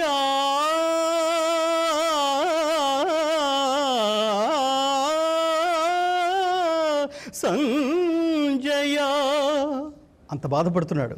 ధర్మక్షేత్రమైన కురుక్షేత్రంలో సమరసన్నద్ధులై చేరి ఉన్న నావారు పాండుపుత్రులు ఏమి చేసిరో తెలుపుము సంజయ. ఇక్కడే ధృతరాష్ట్రుడి సైకాలజీ మనకు అర్థమవుతుంది, ధృతరాష్ట్రుడి మనస్తత్వం అర్థమవుతుంది. ధృతరాష్ట్రుడు పాండురాజు, ఈ కథ అందరికీ తెలిసిందే. పాండురాజుకి 2 భార్యలు, కుంతి, మాద్రి. ధృతరాష్ట్రుడి భార్య గాంధారి. అయితే ధృతరాష్ట్రుడు పాండురాజు అన్నదమ్ములైనప్పుడు అన్నదమ్ముల బిడ్డలు తన బిడ్డలుగా ఒకరికొకరు భావించవలసిన నేపథ్యంలో కూడా అదే ధర్మమని తెలిసి కూడా ధృతరాష్ట్రుడు నావారు పాండుపుత్రులు, నా వాళ్ళు వేరు పాండుపుత్రులు వేరు అనే అహంకారంతో మమకారంతో అధర్మంతో అతను ప్రవర్తించడం అనేది అత్యంత దురదృష్టకరమైన విషయం. దానికి చాలా మూల్యం చెల్లించుకోవలసి వచ్చింది అతను. కాబట్టి వ్యాస మహర్షి భగవద్గీతను, శ్రీకృష్ణ పరమాత్మ అర్జునుడికి బోధించిన భగవద్గీతను గ్రంథస్థం చేస్తూ వినాయకుడిని ఆదేశించగా గ్రంథస్థం చేస్తూ ఆయన ఉపయోగించిన మొదటి పదం ధర్మం. ధర్మక్షేత్రే, క్షేత్రం అంటే శరీరం, ధర్మక్షేత్రం అంటే ప్రతి క్షేత్రంలోనూ క్షేత్రే ధర్మం కురు అంటాడు. మొత్తం భగవద్గీత సారాంశం అంతా ఈ ఒక్క పదంలో ఉంది. భగవద్గీత ప్రారంభం ధర్మం అనే పదంతో ప్రారంభమైతే భగవద్గీత చివరి పదం యత్ర యోగేశ్వర కృష్ణో యత్ర పార్థో ధనుర్ధర తత్ర శ్రీర్విజయో భూతి ధ్రువా నీతిర్మతిర్మమ. మమ నేను, నా శరీరాన్ని ప్రతి ఒక్కడికి ఉద్దేశించి చెప్పబడింది గీత. నా శరీరాన్ని, నేను అనే ఈ శరీరాన్ని, ఈ క్షేత్రాన్ని ధర్మయుక్తం చేయటం వల్లే నీ క్షేత్రం, నీ శరీరం, నీ జన్మ సార్థకమవుతుంది అని చెప్పటం భగవద్గీత సంక్షిప్త సారాంశం మిత్రులారా. కాబట్టి స్టార్ట్ విత్ ధర్మ, ఎండ్ విత్ మమ. భగవద్గీత ఈ రెండిటి మధ్యలో ఉన్న జీవితాన్ని ధర్మయుక్తంగా, ధర్మబద్ధంగా ప్రతి ఒక్కరూ ధర్మాన్ని ఆచరించటం వల్ల, సర్వజనామోదయోగ్యమైన ఏ కర్మని ఆచరించటం వల్ల నీకు సుఖం కలుగుతుందో అట్టి పని, అట్టి మార్గం ధర్మము అని అర్థం. కాబట్టి అలాంటి ధర్మ మార్గంలో నడవవలసిన ధృతరాష్ట్రుడు ధర్మక్షేత్రే కురుక్షేత్రే సమవేతాయుయుత్సవః మామకాః పాండవాశ్చైవ కిం అకుర్వత సంజయ. అక్కడ ఏం చేశారో చెప్పు, నాకు చాలా ఆందోళనగా ఉంది అని వేసిన ధృతరాష్ట్రుడు సంధించిన మొదటి ప్రశ్నకు, ఒకే ఒక్క ప్రశ్నకు సమాధానంగా సంజయుడు ఒక క్రికెట్ కామెంటరీ లాగా మొత్తం భగవద్గీత యుద్ధరంగంలో డే 1 నుంచి 18 రోజుల యుద్ధం జరిగితే ఆ 18 రోజుల యుద్ధంలో ఎవరెవరు ఏం మాట్లాడుకున్నారో సంజయుడు కళ్ళకి కట్టినట్టుగా ధృతరాష్ట్రుడికి వివరించటమే భగవద్గీత. సంజయుడు లేకపోతే ప్రపంచానికి భగవద్గీత తెలిసి ఉండేది కాదు. భగవద్గీత ఉపదేశించబడింది 11వ రోజు. భగవద్గీత ప్రారంభం శ్రీకృష్ణ పరమాత్మ అర్జునుడికి గీతోపదేశం ప్రారంభించినప్పటికీ మిగతా లోకానికి తెలిసింది మాత్రం సంజయుడు ధృతరాష్ట్రుడికి చెప్పటం వల్లే అనేది మనం కనుక గుర్తు చేసుకుంటే, ఒకసారి మనం దృష్టిలో ఉంచుకుంటే, ఈ పరమ ఉదాత్త ఇంతటి భగవద్గీత మన మధ్యలో ఉండటానికి కారణమైన మొదటి ప్రశ్నని వ్యాస మహర్షి దీన్ని కార్యసిద్ధి మంత్రంగా ప్రకటించాడు. ఈ ఒక్క ప్రశ్న వేయకపోతే పరమోత్కృష్టమైన శ్రీకృష్ణార్జున సంవాదాన్ని ఇంత ఒక ధర్మ మార్గంలో మనం నడిచేంత స్ఫూర్తి మనకి కలిగి ఉండేది కాదు. కాబట్టి అంతటికి మూల కారణమైన ఈ శ్లోకాన్ని మహామంత్రంగా మనం ప్రారంభంలోనే మాట్లాడుకున్నాం. అది పరమాత్మ మాట్లాడడం వల్ల మంత్రమైంది, మామూలు మనిషి మాట్లాడితే మాట అయి ఉండేది. కాబట్టి ఈ మంత్రాలన్నీ లౌకికమైన ప్రయోజనాల కోసం మనం వీటిని వీటిని ప్రతిరోజు ఆచరించటం వల్ల, ప్రతిరోజు ఈ మంత్రాలని ఉచ్చరించటం వల్ల మనకి ఈ లౌకికమైన ఫలితాలు కూడా నెరవేరుతాయన్నది మహాత్ముల ఉవాచ. కాబట్టి ఒకసారి ఈ శ్లోకాన్ని, మంత్రతుల్యమైన భగవద్గీతలోని తొలి శ్లోకాన్ని ఒకసారి మనం ఉచ్చరిద్దాం. ధర్మక్షేత్రే కురుక్షేత్రే సమవేతాయుయుత్సవః మామకాః పాండవాశ్చైవ కిమకుర్వత సంజయ. అక్కడి నుంచి ప్రారంభించాడు సంజయుడు. దృష్ట్వా తు పాండవానీకం వ్యూఢం దుర్యోధనస్తదా ఆచార్యముపసంగమ్య రాజా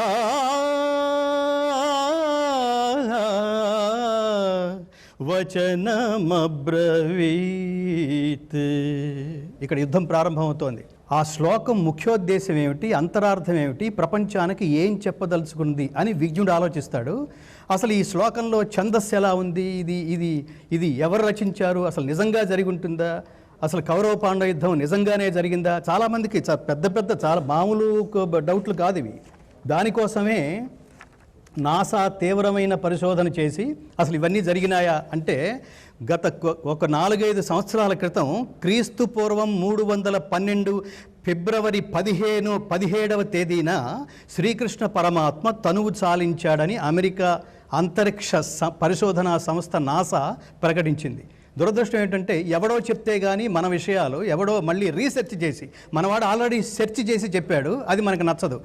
దీన్నే మళ్ళీ ఇంకొకసారి ఆధునిక సైంటిస్టులు, ఆధునిక శాస్త్రజ్ఞులు మళ్ళీ దాన్ని రీసెర్చ్ పేరుతో మళ్ళీ అదే పని చేసి మనకు కన్ఫర్మ్ చేస్తే అవునురా నిజమేరా అని చప్పట్లు కొట్టే పరిస్థితిలో మనం ఉండటం ఎంత దురదృష్టకరం.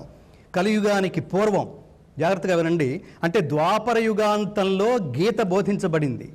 కలియుగం ప్రారంభమై భారతదేశానికి స్వాతంత్రం వచ్చే నాటికి, అంటే 1947వ సంవత్సరం నాటికి 5048 సంవత్సరాలైంది. అంటే సరిగ్గా ఈ సంవత్సరానికి 2021వ సంవత్సరానికి 5122 సంవత్సరాలైంది. ఎంత సనాతనమో ఆలోచించండి. అప్పటికి మతాలు గీతాలు ఏమీ ఆవిర్భావం చెందలేదు. మతాలు చెందని కాలంలో ధర్మం యొక్క పవర్ ఏంటో, ప్రతి మనిషి ఆచరించవలసిన ధర్మం ఏమిటో చెప్పిన శ్రీకృష్ణ పరమాత్మని అసలు ముందు దేవుడు అనే విషయం తీసి పక్కన పెట్టండి. ఎంత సద్గురువు కాకపోతే, ఎంత జగద్గురువు కాకపోతే, ఎంత ఇలాంటి సంభాషణ, ఇలాంటి ఉత్తమోత్తమమైన ఉపదేశం మరొకడెవడూ చేయలేని విధంగా చేయటం అన్నది అసలు ఎంత హర్షించదగిన విషయం. మీరు చూడండి, భగవద్గీత ఒక్కటి చదివితే ఇతర దేశాల నుంచి భారతదేశానికి వచ్చే ఏ పర్సనాలిటీ డెవలప్మెంట్ బుక్కు మీరు చదవాల్సిన అవసరమే ఉన్నది మిత్రులారా. మీరు చూడండి, ప్రపంచంలో మీరు చదివే వ్యక్తిత్వ వికాస గ్రంథాలలో నాకు పలానా కొటేషన్ నాకు నచ్చింది అని మీరు నాకు చెప్పండి. లేదా భగవద్గీత చదివిన వాళ్ళు ఎవరినైనా మీరు అడగండి. ఆ కొటేషన్కి మాతృక తప్పకుండా మీకు భారతంలోనూ భగవద్గీతలోనూ ఉండి తీరుతుంది. యది హాస్తి తదన్యత్ర ఎన్నే హాస్తి నతత్ క్వచిత్. ఇందులో ఉన్నదే ప్రపంచంలో అంతా ఉంది. ఇందులో లేనిది ప్రపంచంలో ఇంకెక్కడా లేదు. ధర్మం అనే దాని సంక్షిప్త వివరణ భగవద్గీతలో తప్ప మీకు ప్రపంచంలో ఇంకెక్కడ కనపడదు మిత్రులారా. నేను మన స్టూడెంట్స్ అందరికీ చెప్తుంటాను, ఇంటర్నెట్లో అన్నీ దొరుకుతాయి, సంస్కారం తప్ప. ఆ సంస్కారం భారతదేశంలో మాత్రమే దొరుకుతుంది. అది భగవద్గీతలో విశేషంగా దొరుకుతుంది మీకు. భారతం అంతా ఇలాంటిదే, మన గొడవే, మన కోసమే. కాబట్టి దాన్ని అనుసరించే ప్రయత్నం చేస్తారని కోరుకుంటూ శ్రీకృష్ణ పరమాత్మ ఈ భూతలంపై 125 సంవత్సరాల 7 నెలల 8 రోజుల 30 ఘడియలు ఆయన నివసించాడు. గీత బోధించే సమయానికి శ్రీకృష్ణ పరమాత్ముడి వయస్సు సుమారు 87 సంవత్సరాలు. కాబట్టి యుద్ధరంగంలో ఈ ప్రతిపక్షంలో ఉన్న వాళ్ళందరినీ వాళ్ళ మనస్థితి ఎలా ఉంది, వాళ్ళు ఎవరెవరిని చూసుకుంటున్నారు, ఎవరితో పరిచయం చేసుకుంటున్నారు, ఎవరితో యుద్ధం చేస్తున్నారు, ఈ అన్నిటి విషయాలకి సంబంధించిన సంక్షిప్త సమగ్ర వివరణ భగవద్గీతలో మొదటి అధ్యాయంలో కనపడుతుంటుంది. ఉభయ సేనలందరి ప్రధాన వీరుల పరిగణనము, వారి సామర్థ్యముల వర్ణనము, ఉభయపక్ష వీరుల శంఖధ్వనుల వర్ణనము, ఇరు సేనలను అర్జునుడు పరిశీలించుట, మోహవ్యాకులుడైన అర్జునుడి విషాద వర్ణనము, ఈ అధ్యాయంలో ప్రధానమైన అంశాలు మిత్రులారా, ప్రధానమైన అంశాలు. శ్రీకృష్ణ పరమాత్మ అర్జునుడికి రథ సారథిగా ఉండి చిత్తం నువ్వేం చెప్తే అది చేస్తాననే స్థితిలో ఉన్నాడు. అర్జునుడు ఎంత అదృష్టవంతుడై ఉంటాడు, ఎంత యోగకారకుడై ఉంటాడు. యుద్ధం అంతా అయిన తర్వాత అర్థమవుతుంది ఎవరికి? దుర్యోధనుడికి. ఏమర్థమవుతుంది? యుద్ధం కోసం సహాయం చేయడానికి కృష్ణుడి దగ్గరికి వెళితే కృష్ణుడు 2 విషయాలు చెప్పాడు. నా దగ్గర అతి శక్తివంతమైన అతి బలమైన నారాయణి సైన్యం ఉంది. రెండో వాళ్ళు కోరుకోదలుచుకుంటే నేను అక్కడ ఉంటాను, కానీ నేను ఆయుధం చేపట్టను. మీరిద్దరిలో ఎవరికి ఏది కావాలో బాగా ఆలోచించి కోరుకోండి. అయితే నేను ముందు వచ్చింది దుర్యోధన, నువ్వైనప్పటికీ నేను ముందు చూచింది అర్జునుడిని కాబట్టి, అర్జునుడు నీకంటే చిన్నవాడు కాబట్టి, చిన్నవాడు కోరుకోవటం ధర్మయుక్తం కాబట్టి ముందు అవకాశం అర్జునుడికి ఇస్తున్నాను అన్నప్పుడు పట పట పట పట పళ్ళు కొరుక్కున్నాడు దుర్యోధనుడు. కృష్ణుడు ఎంత మాయావి, ఈ పేరుతో సైన్యమంతా వీడికి కట్టబెట్టడానికి ప్రయత్నిస్తున్నాడు అనుకున్నాడు. అర్జునుడు యోగకారకుడు. వీళ్ళిద్దరు ఎవరు? సఖేతి మత్వా ప్రసభం యదుక్తం, హే కృష్ణ హే యాదవ హే సఖేతి అన్నాడు. కృష్ణుడే అని అర్జునుడు అంటున్నాడు. కృష్ణుడు ఏమంటున్నాడంటే భక్తోసి మే సఖా చేతి రహస్యం హేతదుత్తమం. నువ్వు నా భక్తుడవి మిత్రుడవి కాబట్టి. ఎంత పోస్ట్ ఇచ్చాడు అతనికి, ఎంత యోగం ఇచ్చాడు. నువ్వు నా మిత్రుడివి, నువ్వు నా భక్తుడివి, ఈ 2 డిజిగ్నేషన్స్ అతనికి ఇవ్వడం వల్ల అర్జునుడు ఎంత యోగకారకుడయ్యాడో మనందరికీ అర్థమవుతుంది. అలాంటి అర్జునుడికి తెలుసు కృష్ణుడు నా పక్కనుంటే నేను జయిస్తాను, నాకు ఇవన్నీ అనవసరం అనుకుని. అయితే ఉదాహరణకి ట్రైన్ ఉందనుకోండి, రైలు పెట్టెలన్నీ అర్జునుడు పట్టుకెళ్ళిపోయాడు నారాయణ సైన్యం పేరుతో. ఇంకా నేను చేయగలిగింది ఏముంది? పరిశేష న్యాయంతో అర్జునుడు వదిలిపెట్టింది నేను తీసుకోవాల్సిందే కదా, సర్లే అని ఒక యాక్టింగ్ చేసి ఒక లుక్ ఇచ్చి దుర్యోధనుడు ఆ పెట్టెలన్నీ పట్టుకెళ్ళిపోయాడు, సైన్యం పట్టుకెళ్ళిపోయాడు. కృష్ణ పరమాత్మ తనతో ఉన్నాడు.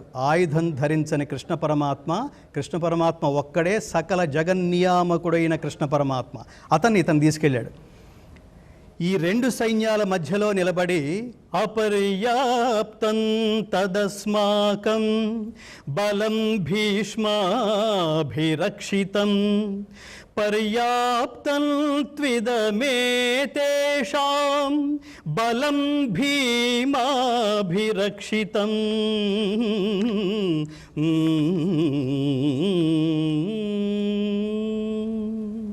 ఒక కాన్ఫిడెంట్గా మాట్లాడుతున్నాడు దుర్యోధనుడు.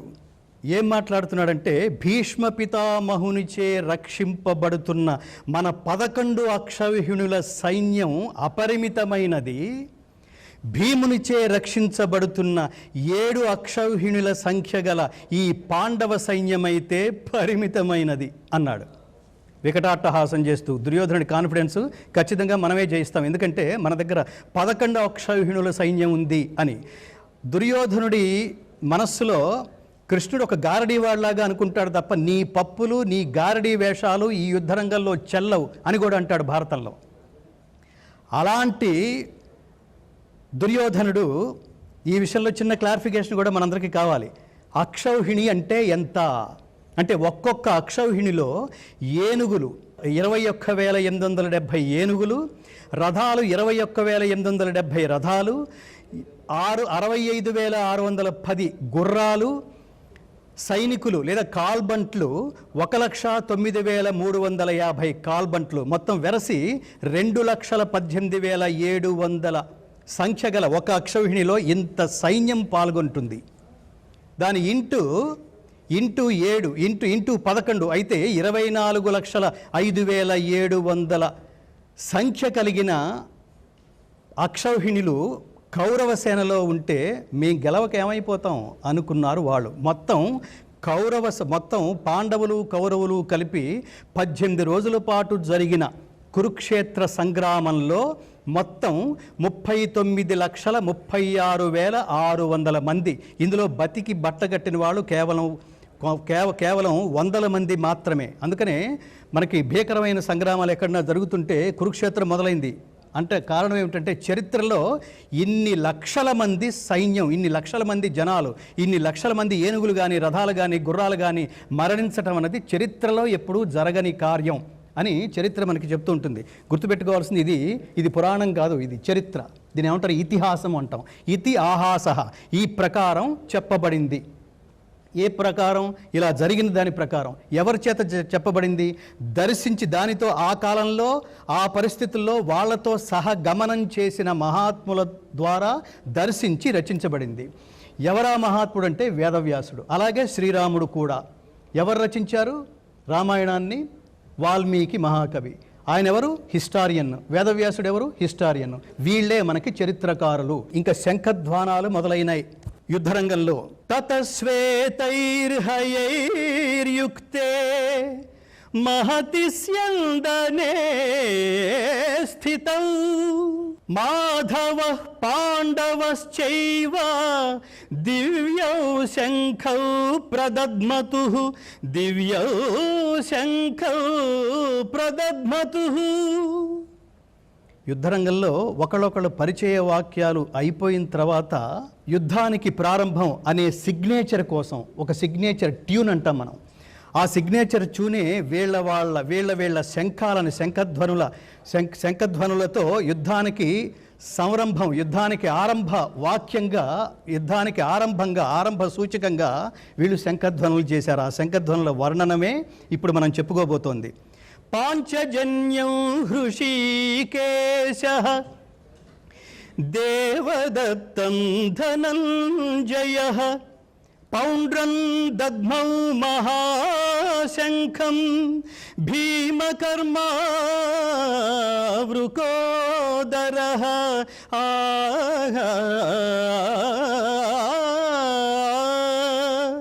అనంత విజయం రాజా కుంతీపుత్రో యుధిష్ఠిరః నకుల సహదేవశ్చ సుఘోషమణిపుష్పకౌ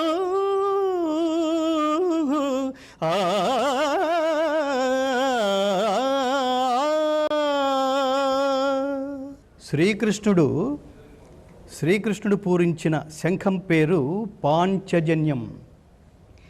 పాంచజన్యం హృషీకేశ. హృషీకేశం, హృషీకం అంటే ఇంద్రియము, హృషీకములు అంటే ఇంద్రియములు. ఇంద్రియాలకి అధిపతి కాబట్టి, ఇంద్రియాలని అదుపులో ఉంచుకునేవాడు కాబట్టి, ఇంద్రియాలను నియంత్రించగలిగేవాడు కాబట్టి శ్రీకృష్ణ పరమాత్మకి హృషీకేశుడని పేరు వచ్చింది. శ్రీకృష్ణుడు పాంచజన్యం అనే శంఖం పూరిస్తే అర్జునుడు పూరించిన శంఖం పేరు ఏమిటి? దేవదత్తము. అర్జునుడు పూరించిన శంఖం పేరు దేవదత్తం. అరివీర భయంకరుడైన భీముడు పౌండ్రము. భీముడు పూరించిన శంఖం పేరు పౌండ్రము. ఇక్కడ ఏమన్నాడంటే భీమకర్మ వృకోదర. భీమసేనుడికి వృకోదరుడని పేరు. వృకము అంటే తోడేలు, తోడేలు పొట్టగలవాడనమాట. ఎందుకు అతని దాంతో పోల్చారంటే తోడేలుకి రెండు విశేషమైన క్వాలిటీస్ ఉన్నాయి. ఆ రెండు క్వాలిటీస్ ఏమిటంటే అపరిమితమైన ఆహారాన్ని భుజిస్తుంది తోడేలు, భుజించిన ఆహారాన్ని క్షణాల్లో జీర్ణం చేసుకుంటుంది తోడేలు. జీర్ణ వ్యవస్థకున్న ప్రత్యేకత. అలాంటి వ్యవస్థే భీమసేనుడు కూడా. అపరిమితమైన ఆహారాన్ని భుజించగలిగేవాడు, భుజించింది అతి తక్కువ కాలంలో దాన్ని డైజెస్ట్ చేసుకునేవాడు. కాబట్టి అరివీర భయంకరుడైన భీముడు పౌండ్రాన్ని, కుంతీసుతుడైన ధర్మరాజు అనంత విజయాన్ని. ధర్మరాజు పూరించిన శంఖం పేరు అనంత విజయమైతే నకుల సహదేవులు పూరించిన శంఖాల పేర్లు సుఘోష మణిపుష్పకములనే శంఖాలని పూరించారు. ఎవరైతే శంఖధ్వనులు చేస్తున్నారో ఆ శంఖధ్వనుల శబ్దానికి భూమి ఆకాశాలు దద్దరిల్లినాయా అనేంత వైబ్రేషన్స్, అనే తరంగాలని వాళ్ళు ప్రసరించగలిగే అత్యంత శక్తివంతమైన దేవతల చేత ప్రసాదింపబడిన శంఖాలని వర్ణిస్తున్నాడు. ఇవి గుర్తుపెట్టుకోవాలి. సఘోషోధార్తరాష్ట్రాణం హృదయాని వ్యదారయత్ నభశ్చ పృథివీంచైవ తుములో వ్యనునాదయన్.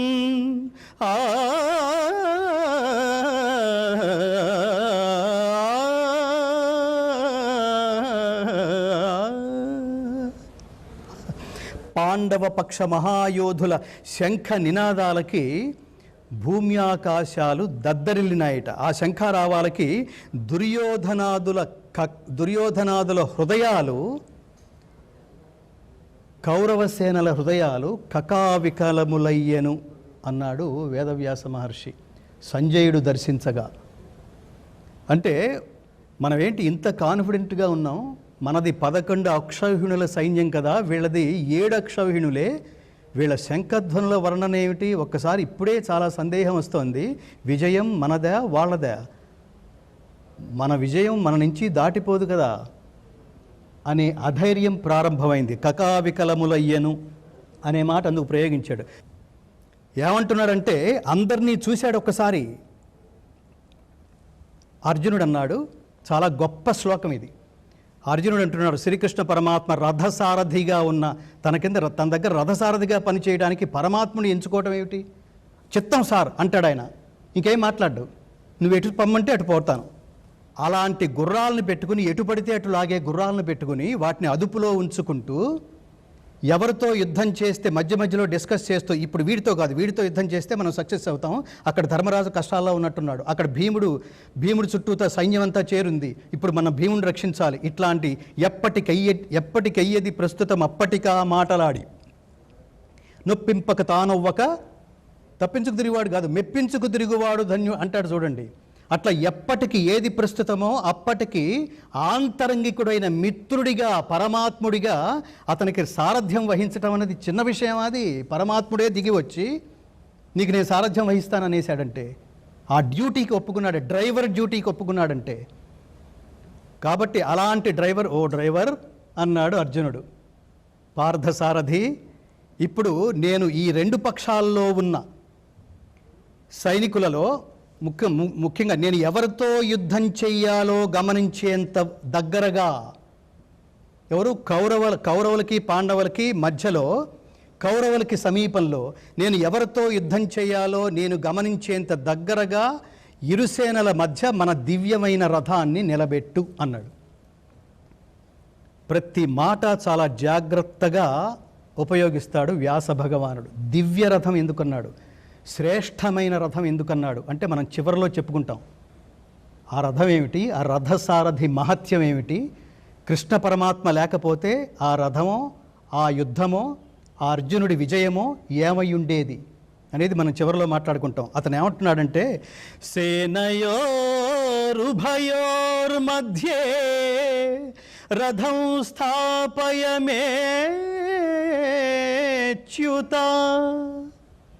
సేనయోరుభయోర్మధ్యే రథం స్థాపయమే అచ్యుత. అచ్యుత, రణరంగంలో యుద్ధ సన్నద్ధులై నిలిచియున్న ప్రతిపక్ష యోధులని పరికించాను. వారిలో ఎవరితో నేను యుద్ధం చెయ్యాలో గమనించేంత వరకు, గమనించేంత సమీపంలో రథాన్ని ఇరుసేనల మధ్య నిలిపియుంచు. యావదేతాన్ నిరీక్షేహం యోద్ధుకామానవస్థితాన్ కైర్మయా సహయోద్ధవ్యం అస్మిన్ రణసముద్యమే అనగానే అక్కడ తీసుకెళ్ళి నిలబెట్టాడు. దీని ఏంటి, భారతదేశం దురదృష్టవశాత్తు అవుట్ ఆఫ్ ది సిలబస్ చేసేసింది. ఏంటి, ఎంత దురదృష్టం ఇది. భక్తి ఛానల్ ద్వారా, ఈ భక్తి ఛానల్ ద్వారా మన ఆవేదన కూడా ప్రపంచానికి వ్యక్తం చేయాలి. అందుకని జీవితం ప్రారంభ దశ నుంచే ఈ ధర్మం అంటే ఏమిటో తెలుసుకుంటేనే ఈ ధర్మానికి ఎన్ని పార్శ్వాలు ఉన్నాయో వాటన్నిటినీ మనం ఆలోచించి అవలంబించే అవకాశం ఉంటుంది మిత్రులారా. కాబట్టి సేనయోరుభయోరు మధ్యే రథం స్థాపయ మేచ్యుత. ఈ క్లారిటీ కోసం అర్జునుడు శ్రీకృష్ణ పరమాత్మని అడిగితే, అప్పుడు అర్జునుడి కోరిక మేరకి శ్రీకృష్ణ పరమాత్మ ఆ పక్షంలో ఉన్న మహారాజులందరికీ ఎదురుగా ఉభయ సేనల మధ్య తన ఉత్తమోత్తమమైన దివ్య రథాన్ని నిలిపి ఆయన ఒక మాట అన్నాడు. భగవద్గీతలో శ్రీకృష్ణ పరమాత్మ అర్జునుడిని ఉద్దేశించి మాట్లాడిన తొలి మహితోత్తమమైన వాక్యం ఇది, తొలి మాట ఇది. ఉవాచ వార్ధ ఉవాచ పార్థ పశ్యైతాన్ సమవేతాన్ కురునితి.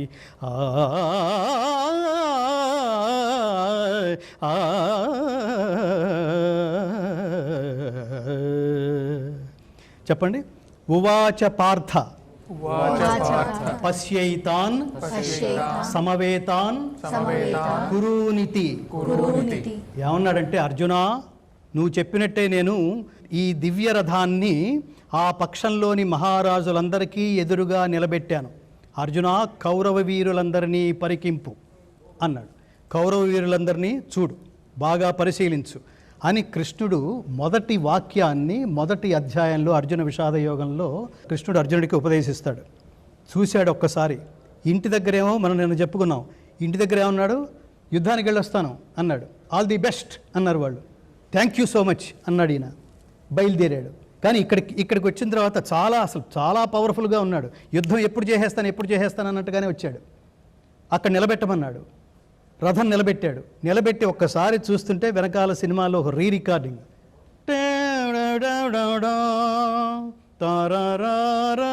టెన్షన్ పడుతున్నాడు. ఏంటి వీళ్లతోనా నేను యుద్ధం చేసేది? ఎవరెవరున్నారు ఇక్కడ?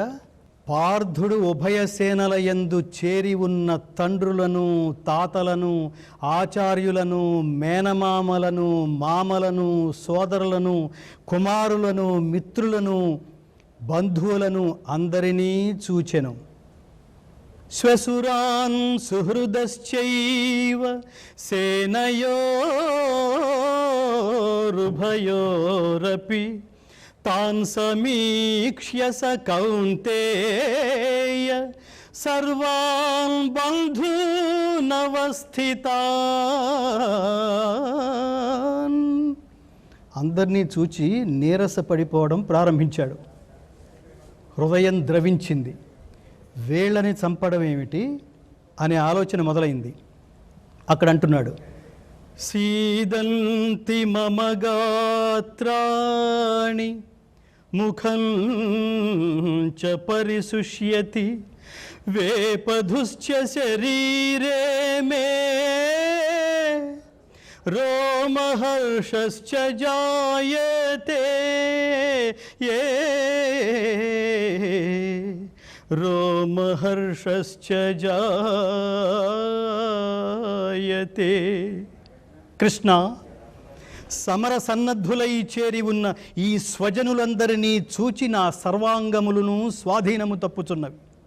నోరు ఎండిపోవచ్చున్నది, కాయము కంపించుచున్నది, గగుర్పాటు కలుగుచున్నది. అర్జునుడు సెకండ్ ఫేజ్ స్టార్ట్ అయింది. అర్జునులాగా లేడు. ఏదైతే ఆయుధాన్ని చూసి శత్రు వీరులందరూ మన పని అయిపోయింది అనుకుంటారో అలాంటి గాంధీవాన్ని వదిలేశాడు. చేతిలోంచి జారిపోయింది. గాంధీవం స్రంసతే హస్తాత్ త్వచ్చైవ పరిదహ్యతే నచ శక్నోమ్యవస్థాతుం భ్రమతీవ చ మే మనః భ్రమతీవ చ మే మనః. వరుణదేవుణ్ణి ఉపాసించి అగ్నిదేవుడు ఖాండవవన దహన సమయంలో అర్జునుడికి ఇచ్చిన గాంధీవం చేతిలోంచి జారిపోయింది.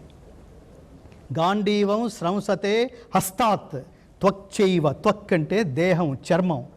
నా చర్మం దహించుకుపోతోంది, నిలబడుటకు శక్తి చాలకున్నది, పెక్కు అపశకునములు నాకు కనబడుచున్నవి. యుద్ధమున స్వజనమును చంపుటచే శ్రేయస్సు కలుగునని అనిపించటలేదు కృష్ణ. షాక్ అయ్యాడు కృష్ణుడు. ఇప్పుడు ఇదేంటి ఇలా మాట్లాడుతున్నాడు ఏంటి అని. పెక్కు అపశకునములు కనపడుచున్నవి. ఇది చాలా గొప్ప సబ్జెక్ట్. అది శకునములు అన్నవి నిజమా కాదా? వేదాన్ని అర్థం చేసుకోవడానికి వేదాంగాలు శిక్ష, వ్యాకరణం, ఛందస్సు, కల్పం, నిరుక్తం, జ్యోతిషం శాస్త్రము. ఈ శకునాలు శాస్త్రము. అయితే గుర్తుపెట్టుకోవాల్సింది, తస్మాచ్ఛాస్త్రం ప్రమాణంతే కార్యాకార్య వ్యవస్థితౌ జ్ఞాత్వా శాస్త్ర విధానోక్తం కర్మకర్తు మిహార్హసి. మీకు నమ్మకం లేకపోతే సైలెంట్గా ఉండండి. అంతే తప్ప ఏదైతే శాస్త్రం పేరుతో వేల సంవత్సరాల క్రితం తపశ్శక్తితో దర్శించి గ్రంథాల రూపంలో ప్రపంచ బాహుళ్యానికి అందించారో అవి మీకు అర్థం కాకపోతే మీరు సైలెంట్గా ఉండండి. తప్ప వాటి మీద భిన్నమైన అభిప్రాయాలు కనుక ప్రపంచానికి మీ అజ్ఞానాన్ని బయట పెట్టుకునేట్టుగా కనుక ప్రపంచానికి మీరు చెప్పదలుచుకుంటే అజ్ఞానమే బయటపడుతుంది. అంతకంటే గొప్పవాళ్ళం కాదు కదా. వ్యాస భగవానుడు వీళ్ళందరూ ఏంటంటే మీరు ఏదనుకుంటే ధర్మం అంటే మీకు ఇందాక భాష గురించి చెప్పాను. భాష సరిగ్గా మాట్లాడితే ఏమొస్తుంది అన్న నా గురువు గారిని అడిగితే గొప్ప మాట అన్నాడు ఆయన. భాష బాగా కరెక్ట్గా మాట్లాడితే పాణినినే మహర్షి ఉన్నాడు. భాష ఎలా మాట్లాడాలో చెప్తాడు ఆయన. ఇష్టం వచ్చినట్టు మాట్లాడకూడదు, దాడి చేసినట్టు మాట్లాడకూడదు, ఒత్తు పెట్టిన చోట ఒత్తు పెట్టకూడని చోట పెట్టడం, ఒత్తు పెట్టవలసిన చోట మర్చిపోవడం, భాషని రాక్షసంగా ఉపయోగించటం, ఇలాంటివేవీ చేయకుండా భాషని ఎలా గురువు ఉపదేశిస్తే పాణిని ఏర్పరిచిన మార్గం ప్రకారం ఆ మార్గంలో సంచరిస్తూ భాషని కన్నతల్లిలా ప్రేమిస్తూ ఉచ్చరించగలిగితే ధర్మం వస్తుంది అన్నాడు ఆయన. ధర్మం అంటే ఏమిటి? ధర్మం అంటే జ్ఞానమే. జ్ఞానం అంటే పరమాత్మే. ప్రవచనకర్తల రూపంలో ధర్మాన్ని విశ్వవ్యాప్తం చేస్తున్న మహాత్ములు ఉపయోగిస్తున్న భాషని అది నేర్చుకోవడానికి ప్రయత్నించండి. మీరు ఒక శ్లోకం పాడాననుకోండి, ఒక శ్లోకం చెప్పాననుకోండి, ఒక ప్రవచనకర్త ఒక అత్యద్భుతమైన ఆలోచనని ఐడియాలజీ అంటాం, భావజాలం, దాన్ని ప్రపంచానికి ప్రసరించాడనుకోండి, భలే చెప్పాడు అని కొట్టేసి చాపట్లు కొట్టేసి ఇలా దులుపుకుని వెళ్ళిపోకండి. ఎంటర్టైన్మెంట్ సబ్జెక్ట్ కాదు ఇది, ఎన్లైటైన్మెంట్ సబ్జెక్టు. చాగంటి వారో సామవేదం వారో ఇలాంటి మహాత్ములందరూ మాట్లాడుతుంటే భలే చెప్పి కరెక్ట్ సార్, మీరు కరెక్ట్, ఏం నువ్వు మెచ్చుకోవడానికి లేవు, మనం మెచ్చుకోవడానికి అర్హతే లేదు మనకి. వాళ్ళు చెప్పింది ఆచరించడం కోసం భగవద్గీత, వేదములు, ఉపనిషత్తులు ఇవన్నీ రీడింగ్ టెక్స్ట్స్ కాదు, గుర్తుపెట్టుకోండి. ఇవన్నీ కేవలం పాఠ్యాంశాలు కాదు, ఆచరణకి యోగ్యమైన అంశాలు. ఇవి ప్రాక్టీసింగ్ టెక్స్ట్. కృష్ణుడు భలే చెప్పాడు రా. ఏమి మనం మెచ్చుకునేది ఏమిటి? ఆయన్ని వాడు ఉపదేశిస్తున్నాడు పరమాత్మ. దాన్ని డూ వాట్ ఐ సే అన్నట్టుగా మనం ఖచ్చితంగా వాటిని ఆచరిస్తే లైఫ్ సెటిల్ అయిపోతుంది. 10th పాస్ అవ్వడం అంటే అర్థం ఇంటర్మీడియట్లో కూర్చోవటానికి అర్హత సంపాదించుకోవడం మాత్రమే. కానీ భగవద్గీత అనే సబ్జెక్ట్ నేర్చుకుంటే జీవితంలో పాస్ అయిపోతాం. అందుకని నేర్చుకోవాలి. జీవితంలో పాస్ అవ్వడం అంటే వెళ్ళిపోయిన తర్వాత కూడా మిగలటం. మనం ఇప్పుడు పని చేస్తున్నప్పుడు భలే చేశాడు రా, ఈ థాట్ నాకు రాలేదేమిటి, ఈ ఆలోచన నాకు రాలేదేమిటి అనిపించేట్టుగా. కాబట్టి ఇక్కడ అట్లా వరుణదేవుణ్ణి ఉపాసించిన అగ్నిదేవుడు అర్జునుడికి ఇచ్చిన గాంధీవం చేతిలోంచి అలా జారిపోయింది. ఇక నేను యుద్ధం చేయలేను అనుకున్నాడు. పరంతప అంటే శత్రువులను తప్పింప చేయువాడా. ఎవడైతే ఫీల్డ్లోకి అడుగు పెడితే వీడు వచ్చాడురా, మన పని అయిపోయింది, వీడొక్కడు చాలు అని జనాలు టెన్షన్ పడతారో, అది ఈ రోజుల్లో మనం కంపేర్ చేస్తే వాడు ఒక ధోని కావచ్చు, ఒక సచిన్ టెండూల్కర్ కావచ్చు. వీళ్ళకి 1000 రెట్లు ఆ రోజుల్లో ఎవరు? అర్జునుడు, సవ్యసాచి, ఎడమ చేత్తో కూడా బాణాలు సంధించగలిగిన దిట్ట. అలాంటి వాడు వస్తే మనం అయిపోయాం అనుకుని అవతల వాడు శత్రువీరులు ఆధైర్యపడవలసింది పోయి వాళ్ళ మధ్య నిలబడి నా పని అయిపోయింది అని ఇతనే అనుకోవడం అన్నది కృష్ణుడికి ఆశ్చర్యం కలిగించిన విషయం. ఇక అక్కడతో ఆగలేదు ఇతను. నకాంక్షే విజయం కృష్ణ నచ రాజ్యం సుఖాని చ కిన్నో రాజ్యేన గోవింద కిం భోగైర్జీవితేన వా కిం భోగైర్జీవితేన వా. కృష్ణ, నాకు విజయము వలదు, రాజ్యము సుఖములును వలదు. ఈ రాజ్యము వలన కానీ, భోగముల వలన కానీ, ఈ జీవితము వలన కానీ ఏమి ప్రయోజనము గోవిందా అన్నాడు. ఒక పవర్ఫుల్, మీకు కళ్ళల్లో కూడా చూడండి ఎంత శక్తి ఉంటుందో. కళ్ళు, మీరు ఈ ప్రపంచం అంతా 3 శక్తుల మధ్య తిరుగుతూ ఉంటుంది. ఒకటి ఐ పవర్, ఒకటి విల్ పవర్, ఒకటి టంగ్ పవర్. ఐ పవర్ ప్రశాంతమైన వదనంతో అలా కూర్చున్నారనుకోండి, ఆ కళ్ళ ద్వారా ప్రసరించే శక్తి ప్రపంచానికి శాంతిని ప్రసాదిస్తుంది. అందుకని చిన్న చిన్న పిల్లలు చూడండి, ఎవరైనా ఆడవాళ్ళ దగ్గరికి వెళితే ఆ చీర కొంగేదో పట్టుకుని ఫస్ట్ ఆ పైకి అలా చూస్తారు, ఆ తల్లి కళ్ళలోకి చూస్తారు. ఆ కళ్ళు అలా తీక్షణంగా కనిపిస్తే పారిపోతారు. ఆ తల్లి కళ్ళలోంచి ప్రేమ వర్షిస్తుంటే అలా నిలబడిపోతారు. ఈ కళ్ళలో ప్రేమ ఎప్పుడు వస్తుంది? మీరు నిరంతరం పరమాత్మతో అనుసంధానమై ఏమవుతుంది? అది మన పూర్వకాలం వాళ్ళు ఈ శాస్త్రం, ఈ ధర్మం, ఈ మార్గం, ఈ పద్ధతి తెలిసిన వాళ్ళు ఖచ్చితంగా దాన్ని మనస్సు, బుద్ధి, ఆత్మ అంటాం, మనోవాక్కాయ కర్మలు అంటాం. దైవంతో ముడిపెట్టి ఏదైతే మనకు శక్తినిస్తోందో దాన్ని అమృతతుల్యంగా మనం అమృతాన్ని వండుతున్నాం, అమృతాన్ని అందిస్తున్నాం మన ఇంట్లో ఉన్న వాళ్ళందరికీ, లేదా మన ఇంటికి వచ్చిన వాళ్ళకి వడ్డిస్తున్నాం అమృతాన్ని. దీన్ని పరమాత్ముడికి నివేదనగా అర్చించే సంప్రదాయం ఎవరైతే పూనుకుంటారో ఆ సంప్రదాయానికి వాళ్ళ కళ్ళు ప్రేమనే వర్షిస్తాయి. Be positive always. వాళ్ళ కళ్ళు ప్రేమని వర్షిస్తాయి. రెండవది టంగ్ పవర్, నోటికి ఏదొస్తే అది మాట్లాడకు, అది కూడా తర్వాత రోజుల్లో చెప్పుకోబోతాం. రెండవది will power, I can do anything అనే ధైర్యం ఎక్కడి నుంచి వస్తుంది? ఇదిగో ఈ భగవద్గీత నుంచి వస్తుంది. ఈ 3 పవర్స్ని కనుక, ఈ 3 శక్తుల్ని కనుక మనం ఆపాదించుకోగలిగితే మన దగ్గరికి ఏ నెగిటివ్ పవర్ మన దగ్గరికి రాదు. అది భగవద్గీతను ఆచరించడం ద్వారా, భగవద్గీత అనే మంత్రాలని పఠించడం ద్వారా మనకి సంక్రమించేది. ఏమన్నాడు? నకాంక్షే విజయం కృష్ణ. ఏమిటో కృష్ణుడికి ఉపదేశం చేసినట్లేదు చూను. నచరాజ్యం సుఖానిచ. కృష్ణుడు అటు చూస్తున్నాడు, ఏమిట్రా ఇది, ఏ ఎక్స్ప్రెషన్తో వచ్చావు, ఏ ఎక్స్ప్రెషన్తో మాట్లాడుతున్నావు అనేశాడు.